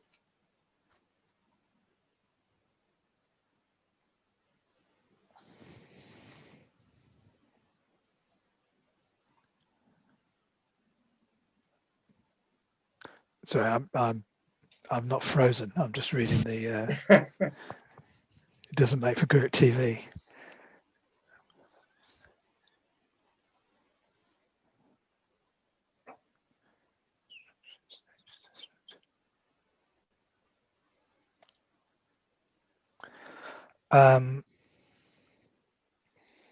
It all. I'm not sure. I'm not sure you can, because my understanding, and I've admitted a number of times, our in-house expertise, we don't have that. Our in-house expertise isn't great in terms of BREEAM, because the BREEAM score comes out at the time of a post-construction assessment. So I'm not sure how reasonable it would be to say you can't occupy the building until we have that post-construction assessment. I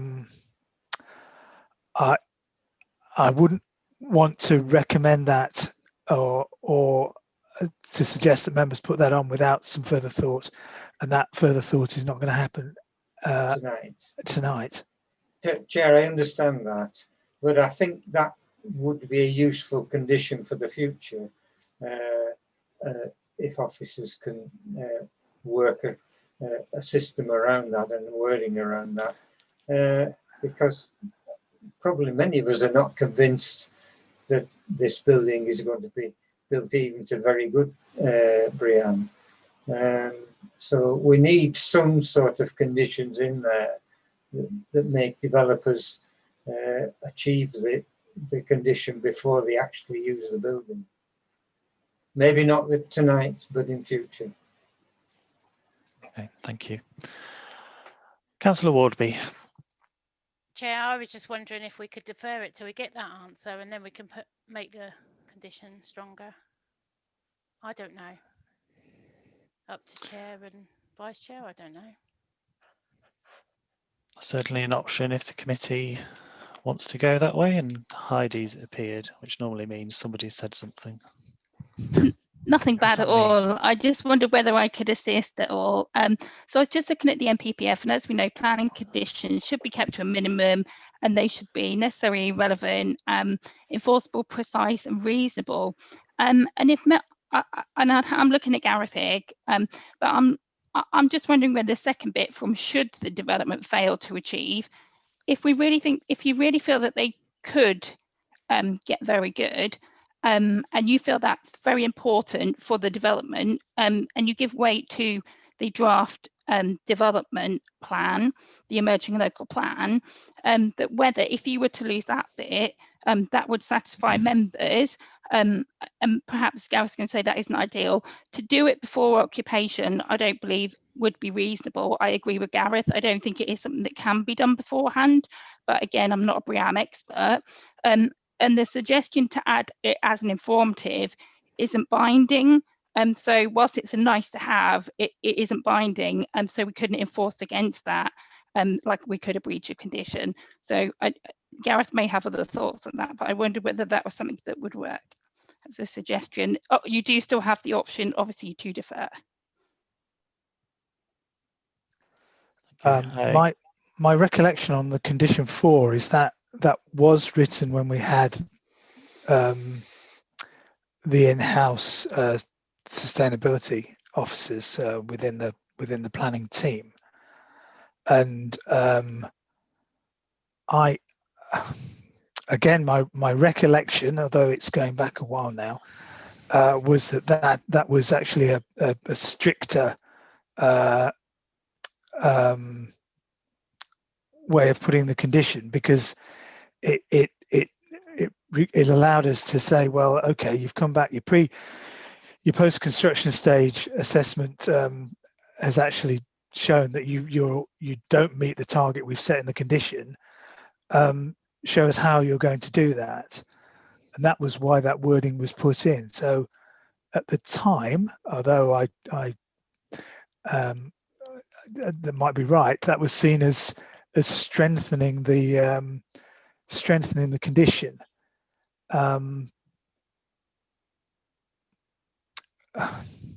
I do understand that, and equally I've dealt with conditions which just have the first part where people have to come back to vary it. Yeah. So what often objectors don't like is where somebody almost gets a second bite to come back. So the committee, I think, are entitled to make that determination, and not to leave something else to a future event.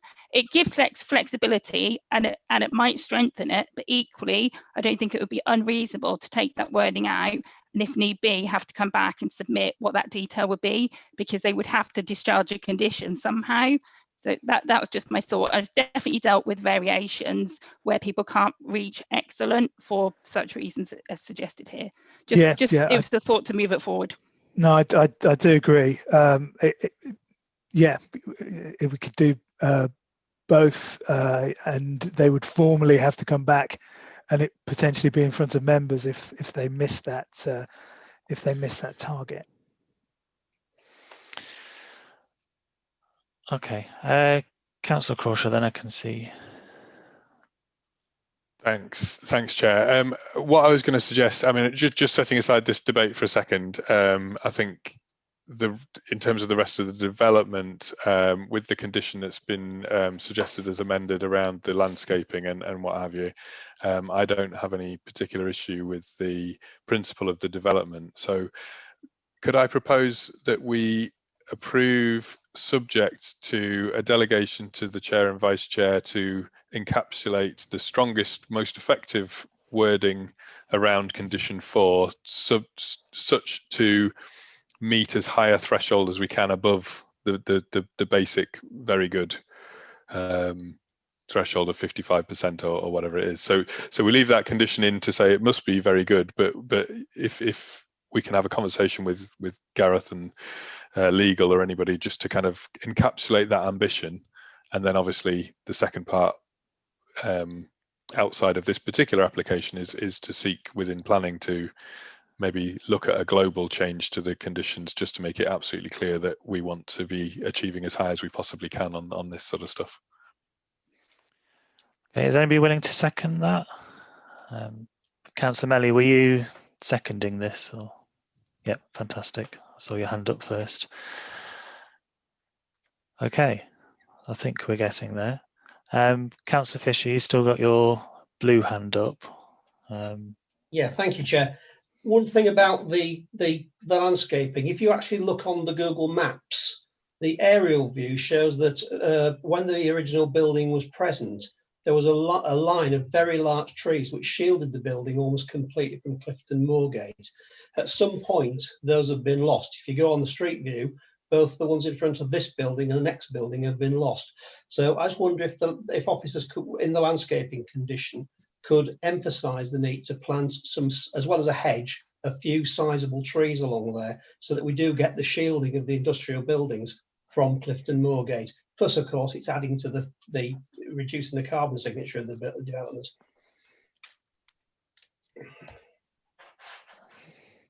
That's I think that was covered in the update. It was, but I'd like to see a little bit more meat about how many trees or the species sorted out, because obviously we're talking about sort of rowan and small trees. I'd like to see something a bit more substantial. The trees that were there, I think by the look of them, were ash and sycamore, which obviously are quite big trees, and therefore soak up an enormous amount of carbon.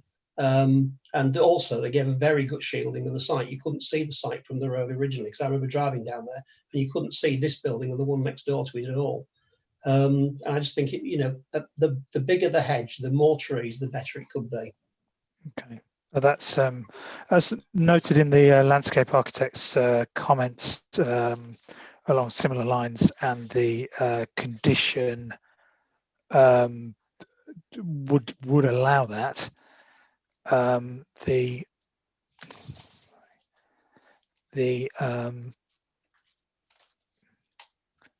Sorry, screen went blank. We'll take that away in terms of the assessment when the approval of details for the landscaping scheme comes in, unless members wish to specifically make an amendment to that condition. Obviously, that has to be led by yourselves. I don't think we need to change the condition, but it's just a marker down to the officers to secure a good landscaping scheme with plenty of mass, as opposed to just a small privet hedge or something like that. Substantial amounts of landscaping, please. That's certainly the intention of the condition and the comments we've received to date from the landscape architect. Okay, Gareth, then could you give us a quick summary? Although Councillor Colwick, do you want to just? Who's gone again? No, I'm still here. I'd just add, if we could, that would be for the lifetime of the development, the landscaping condition. Formally, because that would be an amendment to that condition. As I've just noticed, it does say about 5 years. So that's an amendment to that. We've consistently picked this up with previous applications, and I think, given what we've heard about the history of this particular site, that would be a reasonable thing to add. Yeah, I can see nods there. Second that. Yeah, I think that's what I was getting at. So someone does have to formally.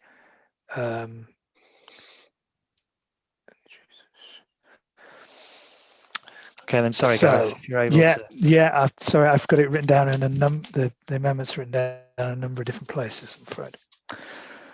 So the recommendation of the motion is to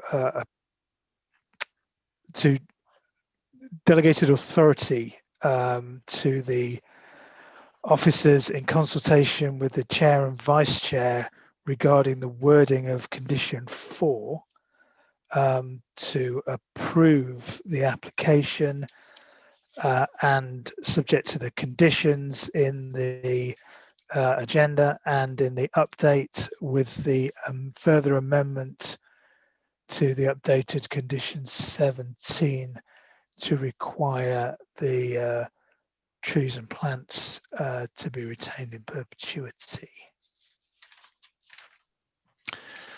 Thank you. Could everybody, sorry, Councillor Melly. Yeah, I just want to be clear.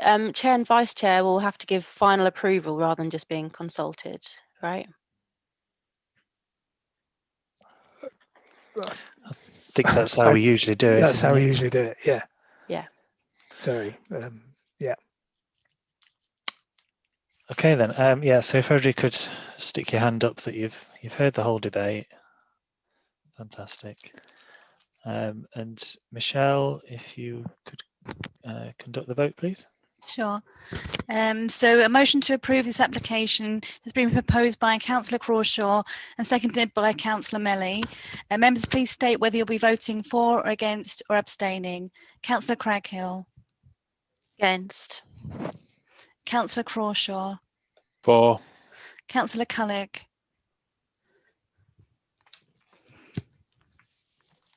For. Councillor Fisher. For. Councillor Melly. For. Councillor Orrell. For. Councillor Perrott. For. Councillor Wardby. For. Councillor Webb. For. And Councillor Hollier. For. So that motion to approve has been carried. That is approved. Thank you. So that is approved. I don't think there's any further business on the agenda. So just a quick thank you to all the officers behind the scenes and on camera that have helped out tonight. Another long meeting. But, thanks to everybody, and I'll see you next time. Just turn our videos off.